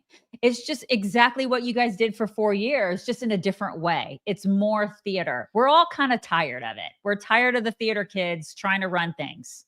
Enough. Enough already. Elizabeth Warren also in her, you know how she gets all flustered and crazy, and she starts walking and doing videos at the same time, and that's never a good thing. Here is Lizzie. When Senator Padilla gets pushed, shoved, thrown to the handcuffed because he is asking questions, because he is engaging in the very oversight that senators are supposed to engage in, then what we're really talking about here is a Trump administration that just wants to shut down the ordinary functions of government. He's a threat to democracy, you guys. Oh my God. You know what would help soothe that burn, Pocahontas, is more pharmaceutical money. You should probably just get some more pharmaceutical money. You should do that. Shut up, lady. I know, right? God, she's just awful. Simone Sanders saying there is no both sides to this one, folks. The government is saying the senator lunged at the secretary and did not identify himself. We have a video where we can see and hear the opposite. Well, it's different than the one that we just played then, because he was already getting pushed back when he said who he was. He did lunge in there. And people really do forget that that our president was shot in the head. There's, I mean, like, what would happen if the Secret Service guys or the guys who are security guys would have done nothing? I mean, and something would have actually happened to Kristi Noem. Then what? Honestly. I saw some asshole who got like a picture of the main security guy's face and posted it and said, find out who this guy is. He manhandled Padilla, as if they're going to like sick people on him. That's the guy that I'd want in charge of my security. He did exactly the right thing. Exactly. Oh my gosh. These people have no manners. No manners. It's like we're supposed to just think that that's the correct way to walk into a room and ask questions. This is what we're supposed to do now. No. It's his job. It's his job, apparently. It's his job. I just can't. Brian Krasenstein, as obnoxious as ever, but this is just typical of leftist reaction. He said, urgent breaking. Democrat U.S. Senator Alex Padilla was just thrown to the ground and arrested for trying to speak at a DHS press conference by Kristi Noem. This is Trump's America. This is so incredibly pathetic. I am so sad for the state of this country. Brian Krasenstein is he's such a drama queen. Seriously, we've got to send him like just a truckload of tampons. He isn't he not like the biggest drama? He is. He's such a crying girl all the time. There's literally soy just running Oh through my his God. It's mean to girls. He's such a girl. Nancy Pelosi also weighing in, saying this assault is not only on Padilla, but on freedom of speech and expression in our country. These actions taken by Trump's DHS communicates a message to all Americans that none of us are safe. Okay, Nance, go shove some more botulism in your face. Whatever. And then there was Eric Swalwell. Oh, no. Did the guy go, what the F is up with that, Eric? He said America is dying. Trump's agents just physically attacked a U.S. senator. This is how freedom dies. You know, all of them were on a conference call before this happened. Like every single person that you just played, maybe with the exception of Brian, like the girl Krasenstein or whatever, but all of the politicians were literally on a conference call and they're like, okay, what are we going to do? What are we going to do next? That's theater. And they decided that this guy was going to be the patsy. He was going to be the one to go in. And they were like, okay, all right, Padilla, whatever your name is, you're going to go, because nobody knew your name before yesterday. You're going to go in there and you're going to be the guy. You're going to be the guy that does this. And then you know what? Everybody's going to know your name, you know? And it's going to be great. And you're going to be the martyr. It's going to be fantastic. And that's what they did. And he went in there and he became the martyr. And now they're like a victim for a couple days. And there's probably going to be some people who buy into this garbage. But the people who actually can think critically know exactly what's happening because they've done it before. They literally are. They are the theater kids. They did it in the presidency. God only knows how long they've been doing this. Engaging in the kabuki theater with all of us. But they are the masters of it. And so many of us are awake now, especially since COVID. We're just so like, it's almost uncomfortable at times to be this awake. I mean, sometimes I'm like, can I go back to sleep? Because I don't know if I really want to be this awake. But we're so awake that you can see it happen in real time. And you're like, we're just not buying what you're selling. And I'm not buying this, you guys. I'm not. This was so incredibly like orchestrated and like planned in advance. It's just so obvious. And it got so utterly ridiculous because a whole bunch of them decided to march into Senator Thune's office. My God. And everyone was, videoing, getting pictures, all of the things. I think I have the tweet from Max Frost that he posted. There was video, but I just took a screenshot of it. And he said, "We are marching to Senator Thune's office. There must be accountability for the detainment of a senator. This is not normal." I don't know. I think Thune wasn't even there. Like, I don't even think he was there. And so like, they all went to the Senate floor and started making speeches. But the very best one, without question, had to be Cory Booker, who was out of his mind. You guys, look at what a complete spaz he was. If you could make Alex Padilla forcibly kneel before this executive, when does it stop? He's a United States senator. And if you could force him to kneel to his knees violently, when does it stop? When you drive a man to his knees. In the United States of America, that is wrong, that is wrong, that is wrong. This is a test. This is a crossroads. This is a day in which the character of this body will be defined. I mean, there are a lot of guys in your party that don't mind being on their knees, Cory. They just don't mind it. So I don't understand what the big deal is. What's the big deal? Well, and in what circumstance was he forced to kneel before an executive? Like, when did that happen? Do you remember like Trump being like, kneel before me and kiss the ring? Right? Kiss I mean, it. good Lord. This is just so I know. over the top. And again, though, they were like, okay, so this is what we're going to say. And then you guys are all going to go to Thune's office. And then Cory's going to give this like dramatic speech because he's Cory Booker. He is Spartacus. This is what you guys, I mean, it's so textbook. This is what they do. It's just so stupid. So Kristi Noem immediately, we've got a couple of clips of her reacting to all this. One kind of just immediately after she met with Padilla. And God bless her. I mean, she was just so like matter of fact and calm about the whole thing, which is, I mean, because the whole thing is so theatrical, to your point. I mean, the whole thing was so utterly made up and stupid. It was very productive, and I wish that he would have reached out and identified himself and let us know who he was and that he wanted to talk. His approach, was something that I don't think was appropriate at all. But the conversation was great, and we're going to continue to communicate. We exchanged phone numbers, and we're going to continue to talk on ways we can communicate better. Why did you detain him? Why was that the action you decided to take? I'll let the law enforcement speak to how this situation was handled, but I will say that it's people need to identify themselves before they start lunging at people that during press conferences. Is it Yeah. I mean, this is not difficult because he was acting like a lunatic. That's why. And if you act like a lunatic, you're going to be treated like an effing lunatic. Why is this hard? Why is this hard? You're not special just because you're a freaking senator or congressman. You're not special. Nobody's above She the went law. on, Kristi Noem went on Fox also to talk about the incident. Here she Conversation with the senator after this.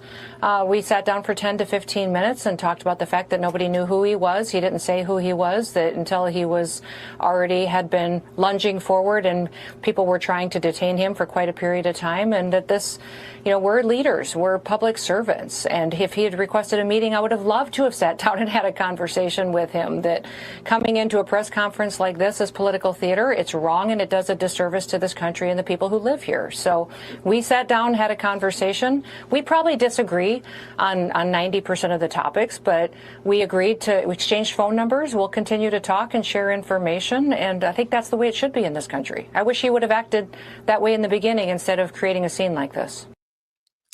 She literally had to mom him. Yeah.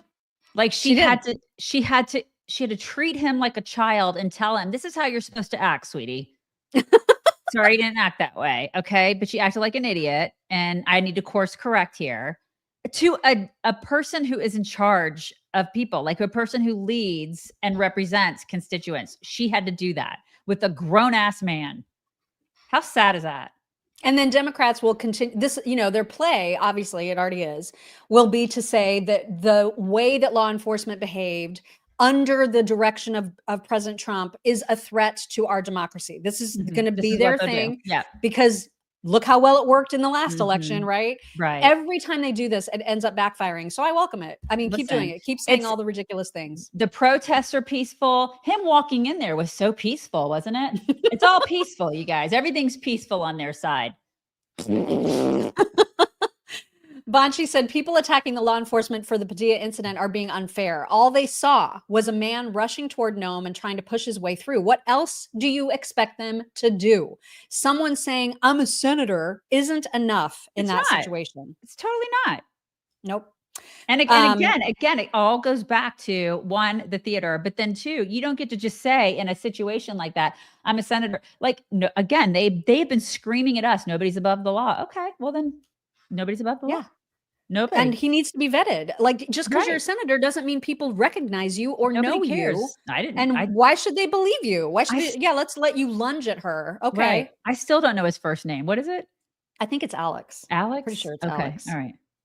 So Jonathan Turley also weighing in, saying Senator Padilla just gave a statement that he merely, quote, had a question and began to ask a question and was, quote, immediately forced out of the room and handcuffed. That is not what we all just watched on live television. Padilla was yelling at Noem and then resisted security trying to move him outside of the room. Right. We have eyeballs. Democrats like to forget that. Yeah. But we do. Yep. Like, Democrats, they love the drama, man. They just love it. They thrive on it. They thrive on the drama and the victimhood. This is who they are as a party. And so many of us are just, it's like, I'm just exhausted by it. It's liberal exhaustion. It's liberal fatigue. I've got it. I'm just over it. I know. It is exhausting. AG always on point, saying everybody knows this is all performative. What is security supposed to do when a random man interrupts a live presser while aggressively yelling at a cabinet member? How is anyone supposed to know that it was just a senator attempting a stunt for publicity instead of a real threat? After they realized he was a U.S. senator, he was released and met with Noem privately to discuss the concerns he had, which he could have done in the first place. This is not hard. This isn't brain surgery. I don't know why this is hard. Everybody should understand this. Stephen Miller, I don't know, guys. When the Republican nominee for president is almost assassinated twice, something tells me guys in plain clothes aren't just going to be allowed to storm pressers of cabinet secretaries and charge at them. Enjoy your CNN hits, though. Right, exactly. Then law enforcement started to weigh in. Dan Bongino commenting the following. He said, with regard to the incident in LA this afternoon, the senator in question was not wearing a security pin and physically resisted law enforcement when confronted. Of course he did. Our FBI personnel acted completely appropriately while assisting Secret Service, and we're grateful for their professionalism and service. Me too. Yeah. Everybody should be grateful that that was their reaction. I'm grateful too. And I know we mentioned earlier that CNN was surprisingly on the right side of this at a couple different places. Maybe their reporters didn't expect them to be, but they invited a security analyst on to assess the entire reaction of LEOs. And I don't know if this is what they were expecting, but this guy was right freaking on. Well, it's easy to think about this as one incident, but actually from a law enforcement perspective, we're really looking at 3 separate incidents that happened within a short period of time. First, you have the DHS secretary who is addressing the press. This was not a Q&A period, and she's interrupted. She's interrupted by someone who is speaking very loudly, and so her security detail confronts what we obviously now know to be the senator, and at that point, he is now going to be escorted out. You can't interrupt something like that that's already in progress without having those consequences. But the second incident, in my view, happens the moment as officers are trying to lead him out, he then turns and walks back towards kind of into those agents. At that point, from a security detail perspective, we're taking this person out against their will. We've asked the person, and again, this is all happening very quickly, but the moment he then turns into them, they realize this is not someone who is going to comply. Yeah. I mean, this is basic stuff. Yeah, textbook. I can't believe there's a question, there's a debate. He looked like a freaking maniac. Right? Seriously. I know. I mean, what would you do if it was your house and somebody was doing that? And they were like, you need to maybe, no, I'm going to keep coming at the woman. And then there's like the woman-man perspective too, that liberals, if the tables were turned and it was like some Republic, oh my God, they'd totally be using the sex part of it, right? The gender. They'd be freaking out that it was a man coming after a woman. That's not okay. Right. Yeah. Look at the misogyny. It's so much misogyny, right? It was a man like lunging at a woman. I mean, granted, Kristi could have taken him out, but still, I mean, this guy's let's face it, he's a total. She could have been like, right, but still. Yeah. Kurt Schlichter, always on. He said, hi, let's all pretend that when a government official is approached by somebody yelling and screaming and claiming to be a senator, that you're required to immediately clear a path for him because senators have special authority to disrupt federal officials' activities by coming into their close physical proximity. Right. Let's just all pretend that, shall we? So over it. They're not special. There was a surprising, I have to say, I was surprised that one of the the actual right takes on this came from Stephen A. Smith, who in his very Stephen A. Smith sort of way commented the following. Here you have this senator, Alex Padilla. Can Kristi Noem speak? Could you have waited till she finished to ask your questions? To shout your questions? You are a senator, right? You couldn't wait? So that was just you out of control because you were just losing it, huh? You, a United States senator, couldn't compose yourself and let the head of Homeland Security finish her thoughts before you asked the question. Couldn't do that, huh? Couldn't do it, huh? I'm gonna let you finish, but right. But look at him being right. He's right. He's right. Well, I mean, listen, he's actually right sometimes. He's kind of like Bill Maher. Sometimes they're right. I don't know, to defend this guy, you're just a freaking idiot if you're defending this guy. For real. I mean, you're on the wrong side of so many things. You are part of the problem if you're defending this guy. Leave it to the New York Times to post the most insane headline of all time. I mean, they just look at this. Read this aloud. Oh my God. I just cannot. I don't even want to. Padilla's scuffle stirs painful memories of a childhood spent proving his worth. Oh, really? Oh, Padilla, I'm sorry. Was your childhood hard? So now you have to be a dick?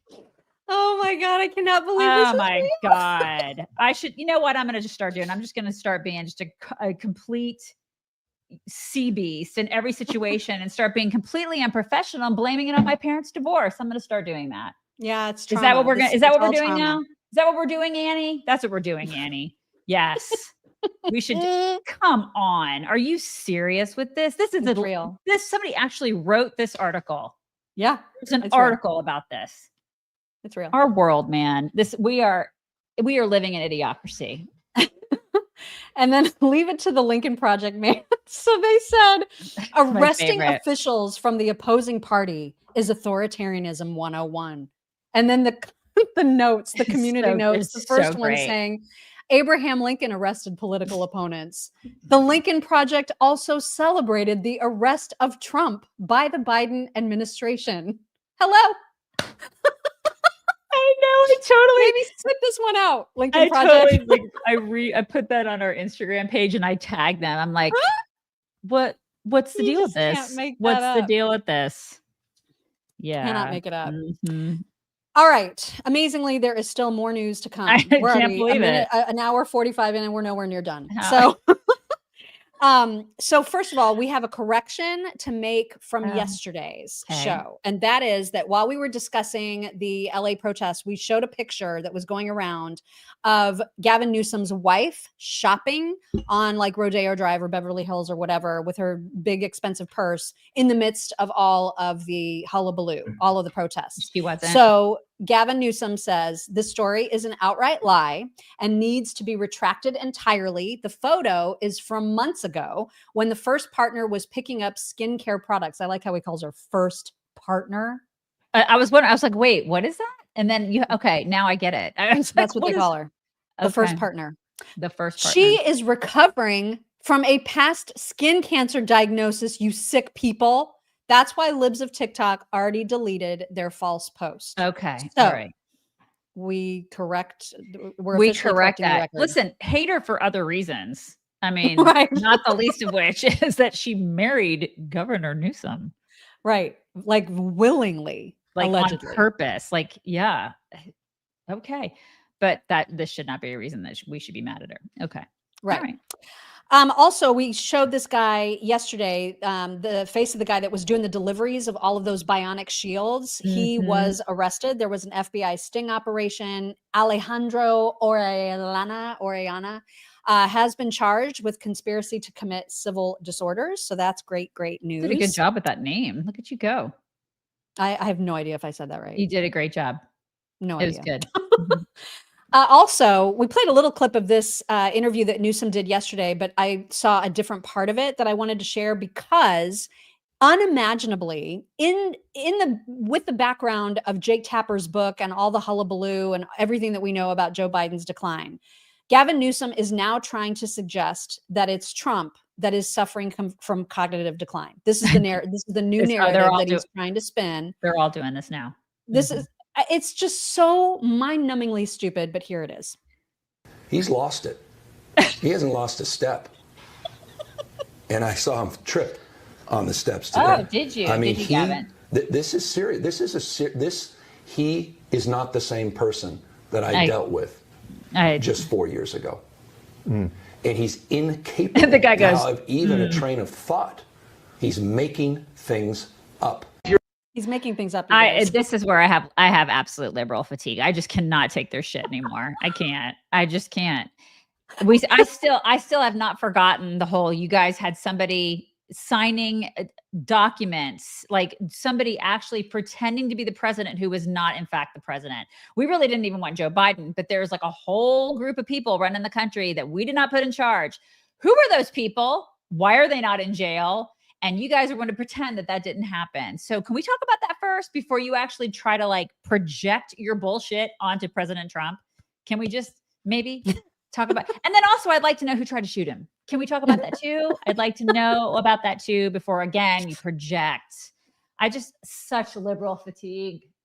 Well, I guess there's like 4 staffers that have voluntarily agreed to come and testify about their knowledge of that situation. They're auto penning. So we'll see. I think that they may have to, they're going to end up subpoenaing maybe the doctor, if I'm not mistaken. But anyway, that is all in progress. So we'll see where that goes. But in the meantime, Lyle Culpepper, God bless him. I love him so much when he makes these videos. So he has made one with some advice about these protests. Like if you're interested in participating, he has some advice. And you're horrified about what's going on in California and the rest of the world, and you're trying to figure out a way that you can help stop ICE from taking innocent, undocumented immigrants, I'll tell you exactly what you need to do, and it rhymes with loot the Apple Store, or literally any other local business. This will help ensure that families stay together and are not ripped out of their homes and sent back to their home countries. You can also throw rocks at cars if you need to, but the looting, that's where you can make a difference. Totally. Also, you need to make sure to make this issue about freeing Palestine, because that's what this is. Undocumented immigrants and Palestine are interconnected. Everybody knows that. So go get yourself a new iPhone or an iPad or a new kafia from Zara, and let's free stop ICE from what they're doing. A new kafia from Zara. That's my favorite. I heard there was like $1 billion worth of damage there. I'm sure. I mean, just think about that for a second. Can we just like absorb that for a second?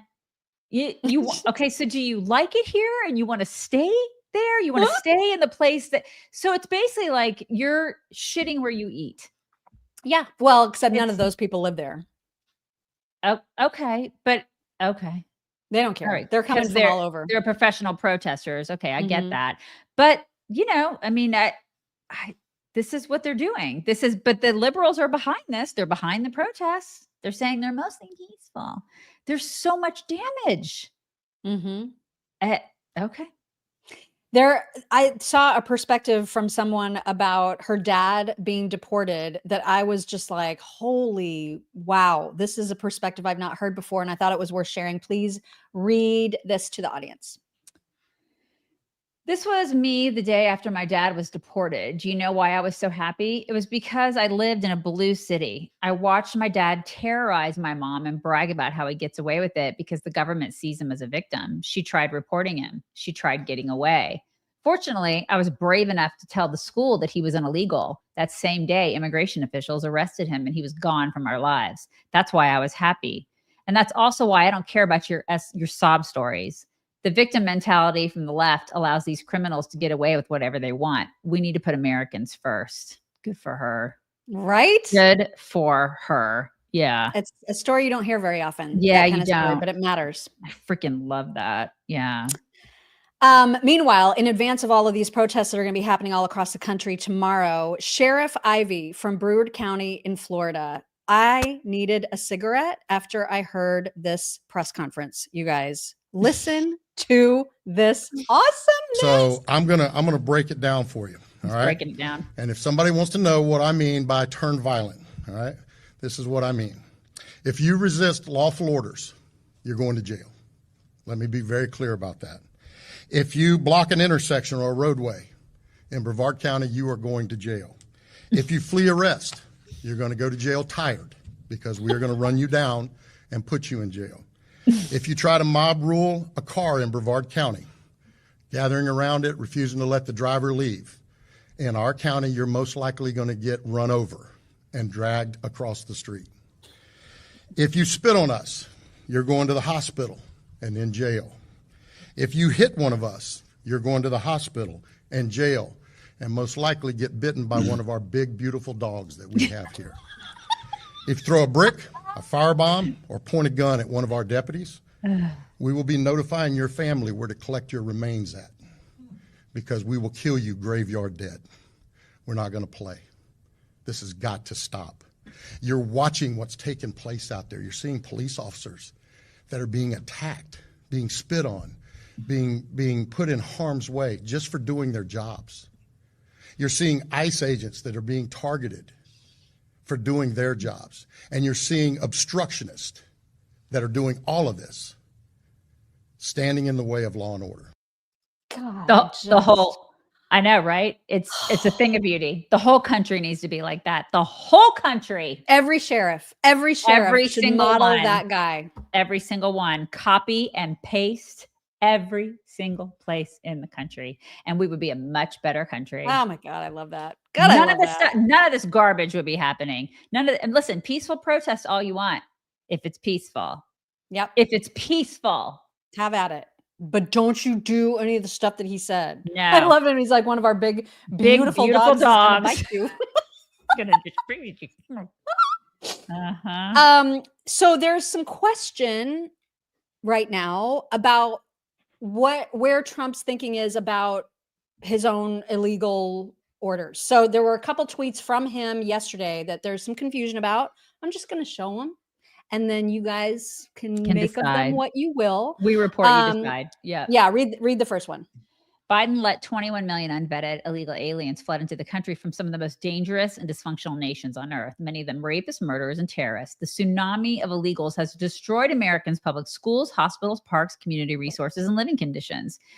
They have stolen American jobs, consumed billions of dollars in free welfare, and turned once idyllic communities like Springfield, Ohio, into third world nightmares. I campaigned on and received a historic mandate for the largest mass deportation program in American history. It's true. Polling shows overwhelming public support for getting the illegals out, and that is exactly what we will do. As commander-in-chief, I will always protect and defend the heroes of ICE and Border Patrol, whose work has already resulted in the most secure border in American history. Anyone who assaults or attacks an ICE or border agent will do hard time in jail. Those who are here illegally should either self-deport using the CBP Home app, or ICE will find you and remove you. Saving America is not negotiable. Yes. Bravo. 100%. Standing all ovation. of that. Yep. Standing ovation. Love it. Mm-hmm. But then there was this one. Read this one too. Our great farmers and people in the hotel and leisure business have been stating that our very aggressive policy on immigration is taking very good long-time workers away from them, with those jobs being almost impossible to replace. In many cases, the criminals allowed into our country by the very stupid Biden open borders policy are applying for those jobs. This is not good. We must protect our farmers, but get the criminals out of the USA. Changes are coming. I don't know what that means. I don't know what it means either. And we got to let that play out. But I will say, a lot of the jobs that they do take, I think Americans would take. And there's a lot of people who are, dare I say, taking advantage of like our welfare system and whatnot, that we need to clean that up too, simultaneously with getting a lot of these people out of the country in place that, in those jobs, that the American citizens could be taking these jobs. They could have those jobs. I think that together, like it's a symbiotic relationship, it's a symbiotic thing. We could do both at the same time. There's a lot of stuff that we need to be hiring Americans into these jobs. They need to have first dibs on these jobs. And I think, the pay needs to be commensurate with the actual job. And I think, it could be, and it should be. I just think that there are a lot of people that haven't historically in the past many years haven't had those jobs. And we've just kind of gotten into a position where it's like, that's the status quo. That's what we're used to. Mm-hmm. And I think that needs to change. It's a cultural thing. And when I say cultural, it's an American cultural thing. I think that's what we've gotten used to that. I think a lot of people have gotten used to cheap labor, and they need to get rid of, they need to stop. That's what you hear a lot of liberals say, like those people do those jobs. Well, first of all, that's racist. and second of all, why? Because Americans would be happy to do those jobs if, for the right pay, or just in general. I think a lot of people do want to work. We need to also get a lot of people off of welfare and working. So anyway, when he says the changes are coming, I don't know what that means. We have to wait.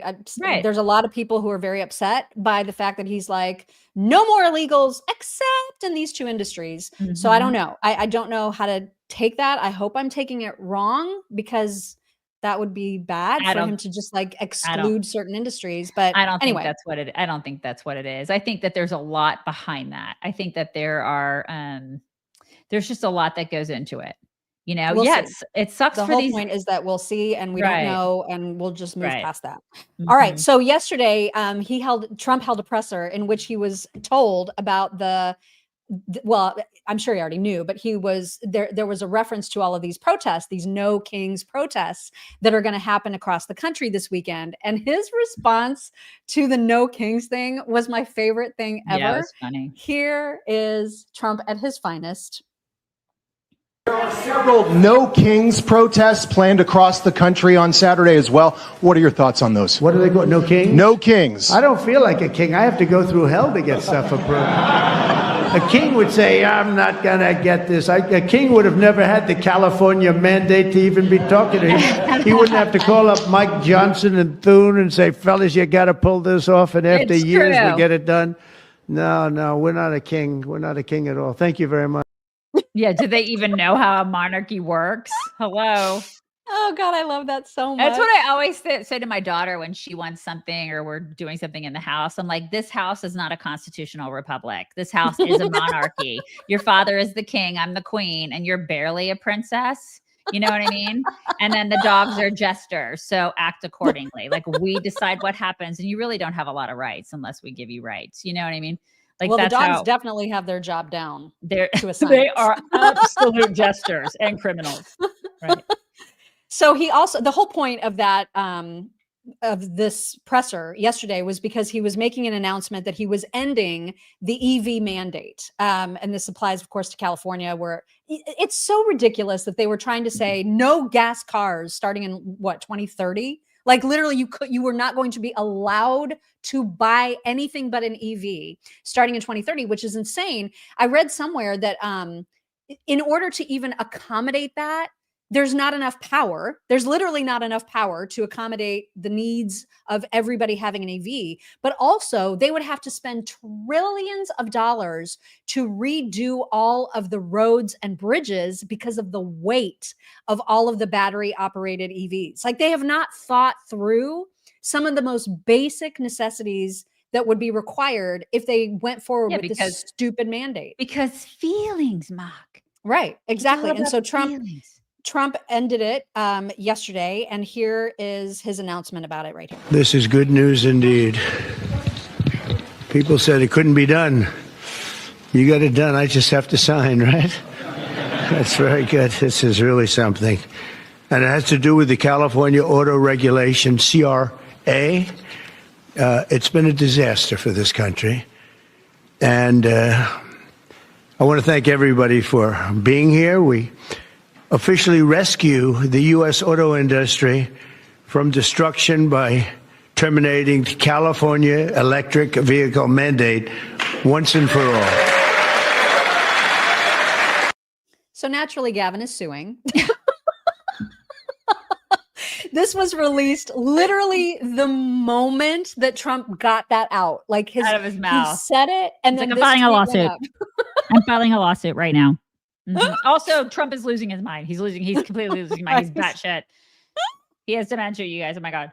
Yeah. So he said, I'm filing a lawsuit against Trump after he signed illegal resolutions to target California's clean air policies. His all-out assault on California continues, and this time he's destroying our public health and America's global competitiveness in the process. All lies, of course. It's always a freaking assault with these people. Always an assault. It's an assault on women. It's an assault on Gavin. It's just an assault. You know, it's always assault on democracy. It's totally. It's always an assault.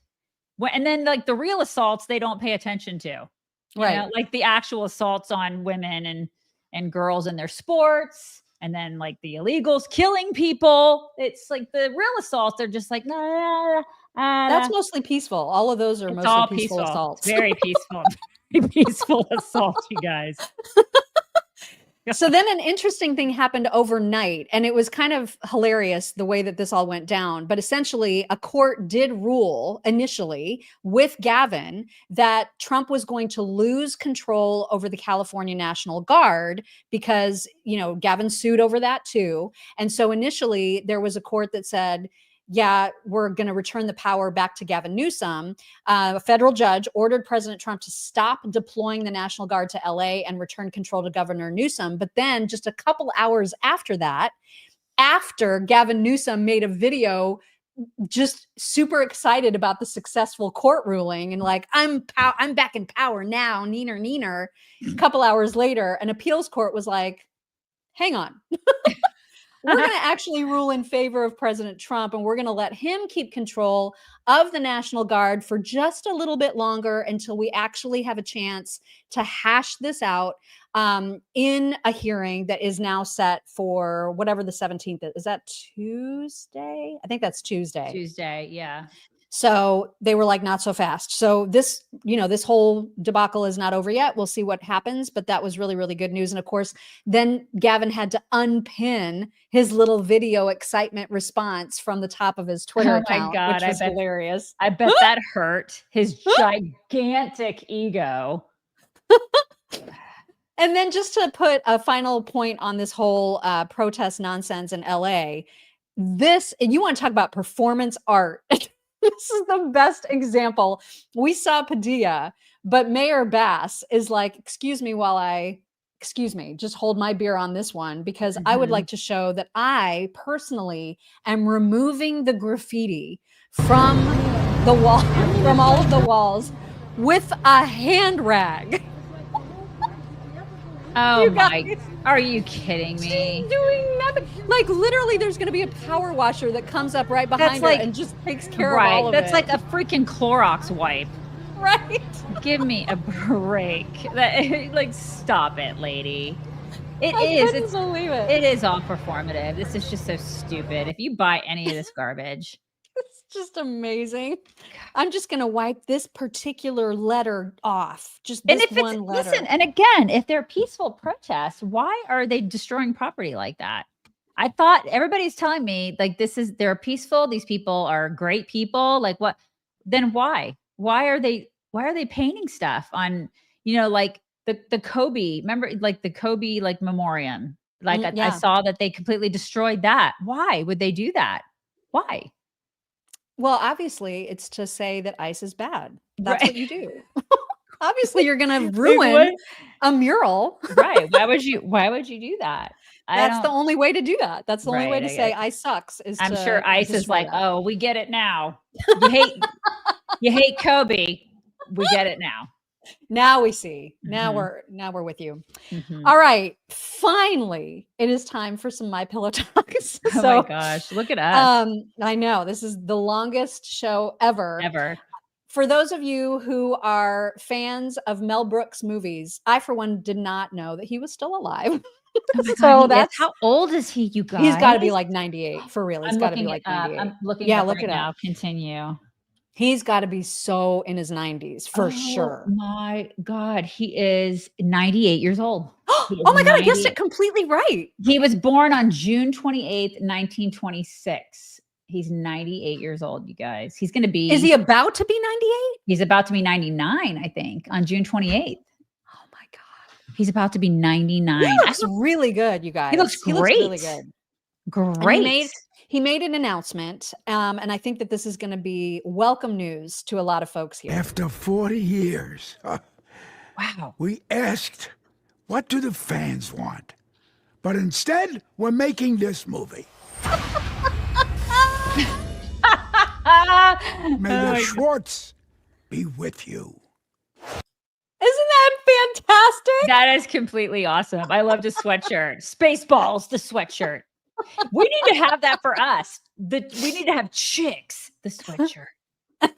I need to make swag in our store. I've got to do that immediately. I just love that. Yeah, that's so perfect. The fact that, you know what it is? I think that's part of the key to longevity. Somebody asked what a secret is having a sense of humor. Yeah. Right?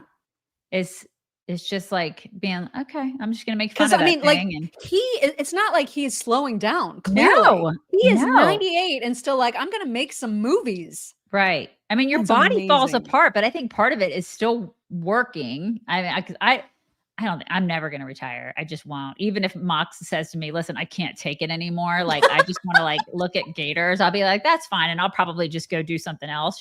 God only knows what that will be, but I can't. I just feel like I'll never retire. And then I feel like you just have to have a good and joy, right? You have a good sense of humor. And I think joy is right, Luann, because I don't see how else people, because look at him. He looks like he's so happy.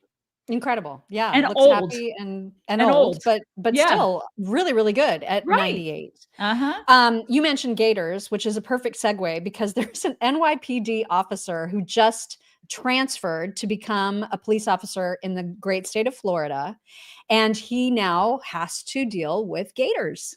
And so watching him find out how that works was the cutest thing ever. Check this out.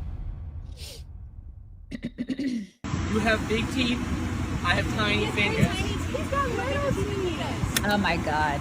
He's so cute. Oh Okay. my God. Okay. All right, no wait. Let's talk about how we're gonna do this. Yeah, do not drop the game. Okay, you'll take him I back. will drop you if you You'll drop take the you'll game. take him back. I will take him back.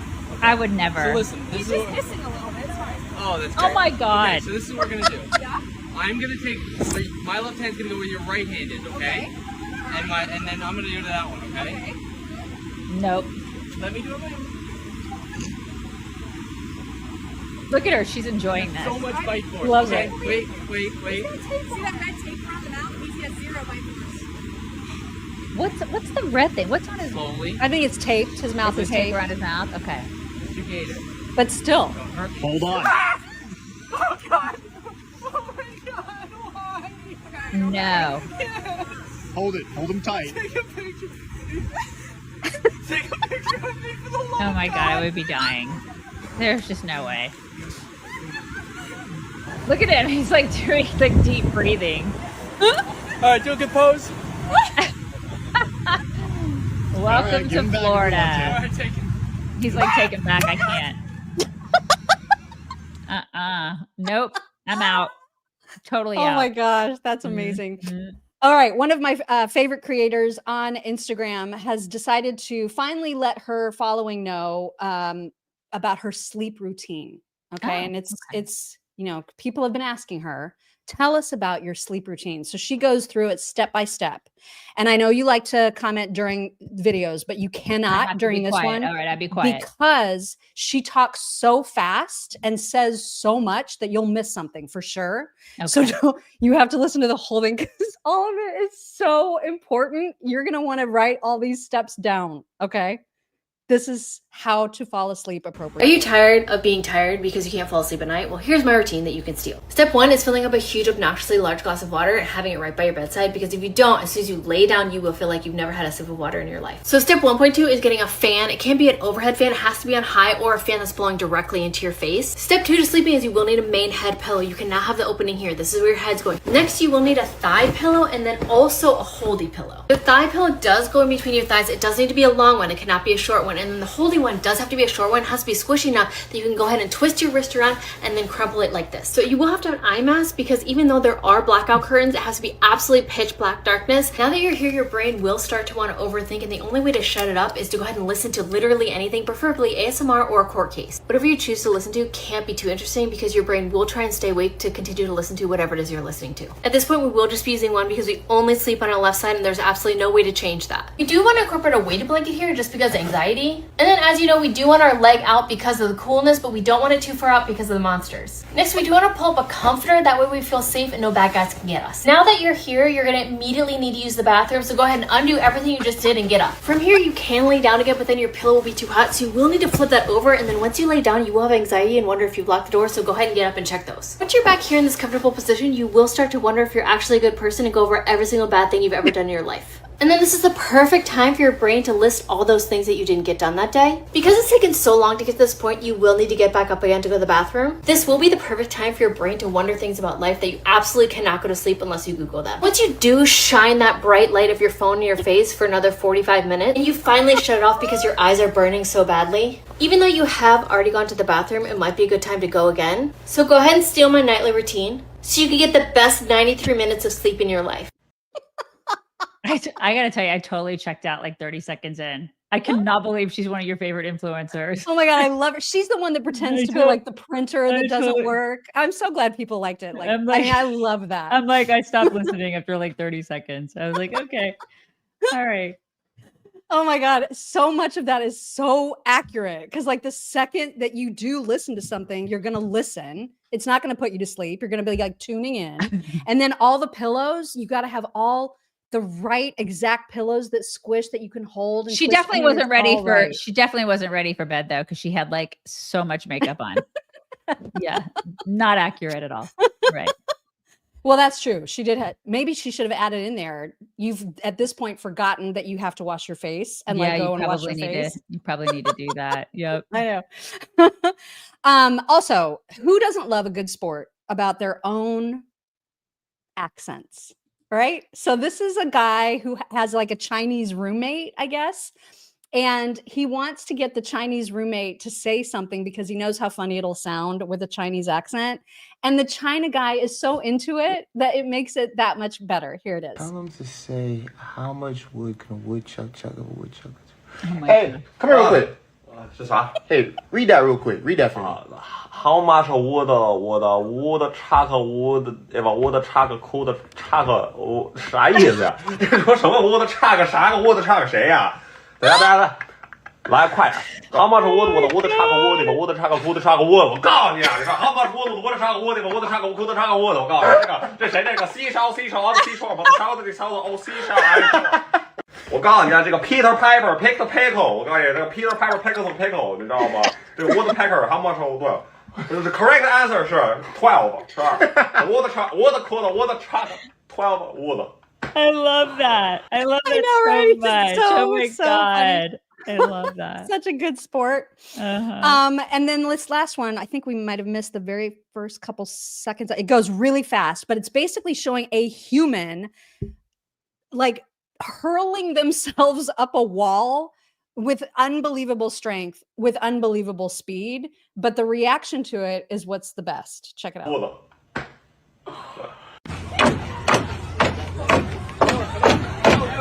It only takes me 3 to 6 rocking attempts to get up from a seated position. That's so mean right now. So true. God, there are people that can do the most amazing things with their bodies. And I look at it and I'm like, how? Oh my God, that was amazing. It is remarkable. It was with like a stick and then just like, I don't. He will not die in the zombie apocalypse. He will definitely live. Yeah, that was absolutely amazing. I want to make sure I don't forget anybody on the Venmo, but we do have lots of thanks. And then I have one gift to thank somebody for, so we'll get to that. But first, Carrie Heath said, please join me in congratulating my children in completing their 11th and 8th grade years with 4.0 GPA. We are so proud of their hard work. Congratulations. So cool. Smart kids. And actually, Carrie is the one that sent this gift, so I'm just going to show it really fast. This is for my birthday. And look, it's got you and me in it. Oh my gosh, what a lovely gift. Isn't it? That is so sweet. Isn't it? I just Very love sweet, it. Carrie. It's a birthday blanket. I just love it so much. Birthday blankets are the best. Thank you for that. That's so sweet. And let's see, we also heard from Deanna Hale, who said, sorry, ladies, I catch you a bit later in the day, California morning time. So hopefully everyone saw Kathy Hochul and Tim Walz get their commie butts handed to them. Beautiful moments. Which drag performer is doing her makeup these days? Yes. Oh my gosh. Totally. Have an amazing weekend and stay safe. Thank you very much. Amanda Barnard said, please pray for a friend of mine named Mary. Her 20-year-old son took his life recently, and his funeral is Friday at noon. Our hearts are all shattered, but she is absolutely lost. Mamas, hug your babies extra tight today. Oh my God. So sorry. So awful. Dana Spain, our friend, she says, morning, beautiful chicks from South Dakota, a beautiful state filled with our people. Miriam, sending lots of love for your surgery. You'll be dancing again in no time. I had both my hips replaced on the same day and was hiking 4 months later. Game changer. Love y'all. Wow, that's amazing. Yeah, I feel like that's in my future. The hips. Mm-hmm. Yeah. And then we heard from Jamie Hill, who said prayers for a speedy recovery from Mock, sending you all the love and support I can. Daisy too. Thanks for keeping it real every day. Now take my money. Thank you. Douglas Schmoyer said, hi, ladies. This is actually Debbie. I just wanted to tell Mock that I had a knee replacement a year ago, and it's been life-changing for me. I will be keeping you in my prayers, but I know you two are going to have great results. I love hearing that. Yes. See? Jessica Dickerson says, Daisy, government will be like the movie Idiocracy when our kids are older. Shaking my head. Yeah. And Dixie Bama. Wow, that is a lot. Thank you, Dixie. For DoorDash or meal kits during recovery. Thank you. You are going to be so glad you did this. 6 months from now, you're going to be telling everyone to get their knees done. You've got this, Mock. Love y'all. Miss you already. Totally agree. She's so worried about this, you guys. I'm terrified. She's been terrified and worried about it for like literally the past 3 months. It's been awful. And so just send prayers because she's freaking out. She's so freaking out. And I'm like, you're going to be so happy you did it. What's the alternative? Not do it? I just need to fast forward to like 4 months from now. You know what I mean? I just don't want to go through the inevitable horror that it's going to be for the next It's just a couple weeks of discomfort and then you're going to be fine. That's it. Oh, Suki on Local says, I have looked and looked and looked and looked, and I can't find the name of the Republican who wanted access to a meeting and was forcibly shoved to the floor by the Democrats. It was several months ago, and I believe it was in the Senate. The only responses I get are about this Democrat jerk. Does anyone besides me remember that? I don't remember that. Do you remember that? I don't remember. Roth Lady Wright says the first lady gets her husband to match his tie to her. How cute, how sweet. I can't get my husband to match anything with his basketball shorts when he leaves the house, much less a tie that matches me. Back up, bitches. That's my man. Yeah, I know, right? Totally. LOL. Have a great weekend. Audrey Cross 5 says, sending love and prayers to you, Mock, for your successful surgery. I'm sure that you can't wait to live pain-free. You will be missed next week. Happy weekend. Yep. She also sent a link, which I can't click on right now, and said, ladies, I copied a link above. I have no idea if it worked. It worked. I just can't. I mean, like, we're in a show, so I can't click on a link right now. I'm asking for prayers. A very good man, a friend of mine, and of so many, was on the golf course this past Sunday and was struck by lightning and killed. He leaves behind a wife and 3 small daughters. His father is still in critical condition. This is a very sad, tragic situation. Please pray for his family. My heart is so broken for all of them. Mock, I am also raising you up in prayer. You've got this. Oh my gosh, that is a horrible, horrible story. So horrible. Oh my gosh. Connie MJ said, didn't get the tip attached to my message above. Oh, okay. I don't see, I only see the messages that have tips on them right now, so I don't even know what your message said. I'm sorry about that. Roth Lady Wright said, I have a question. The No Kings rallies are a bunch of people getting together to celebrate America and the flag and to protest Trump having a parade with military equipment in Washington on Flag Day, which happens to be Trump's birthday. Trump has been trying to get everyone, all Americans, to celebrate America and the flag and be patriotic, right? Last question. Flag Day has been on June 14th for how many years? So Trump didn't decide to put Flag Day on his birthday. I'm so confused. Plus, the whole notion of America is that we were like to a king. Right. So that's why it's just so absurd that they're doing this and they're calling it No Kings. Like their whole thing is No Kings. I don't, it's like they don't understand our founding. They don't understand civics. They don't understand anything. These people are morons. Total morons. Now you. Yeah. Curio 23. Israel did the same thing to Iraq in the 80s. Okay. Yeah. The bombings, the peaceful strikes. The mostly peaceful strikes. The mostly peaceful strikes. Leah Shalak Daisy, don't say you'll never come to Israel. Okay, it's been a bit weird these last 2 years, but seriously, it's mostly peaceful. Take my shekels. Is it shekels? Yeah. Yes. I'd love to go to Israel. I'm just afraid. I'm afraid to go there. I don't blame you. Do not blame you. Leah Shalak again. Do you hear, Daisy? Mock said it's pretty dangerous over there too. We've got the Iron Dome, precursor to the Golden Dome over here. I know. I'm kind of afraid. Maybe we'll see how I feel in the next year or two. We'll see. Hung Lai. My wife, Monica Fish, of 17 years, was killed by a drunk driver on May 19th, 2025. God. We are so sorry. Oh my gosh. That is horrible. Everybody pray for him. I can't even imagine. I'm so sorry. Arnerm, I have to be that guy and say the British man from seat 11A may turn out to be the Rosie Ruiz of plane crashes. The plane exploded on impact. Take my money. Really? Like it's fake? People don't think, because I've heard Fox reporting that there was one man that survived. I mean, I don't think that's a fake story. I have no idea. I don't know what to think yet. I have to see more. Yeah. I have to dive in and see more.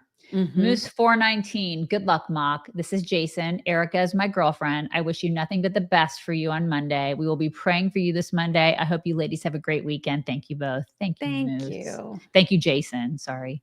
I say Moose, Jason. Patricia Edgetoe. My June 25th, 69 twin and I wish Mock happy 56th birthday. It's not until the 25th, right? But yeah, it's on June 25th.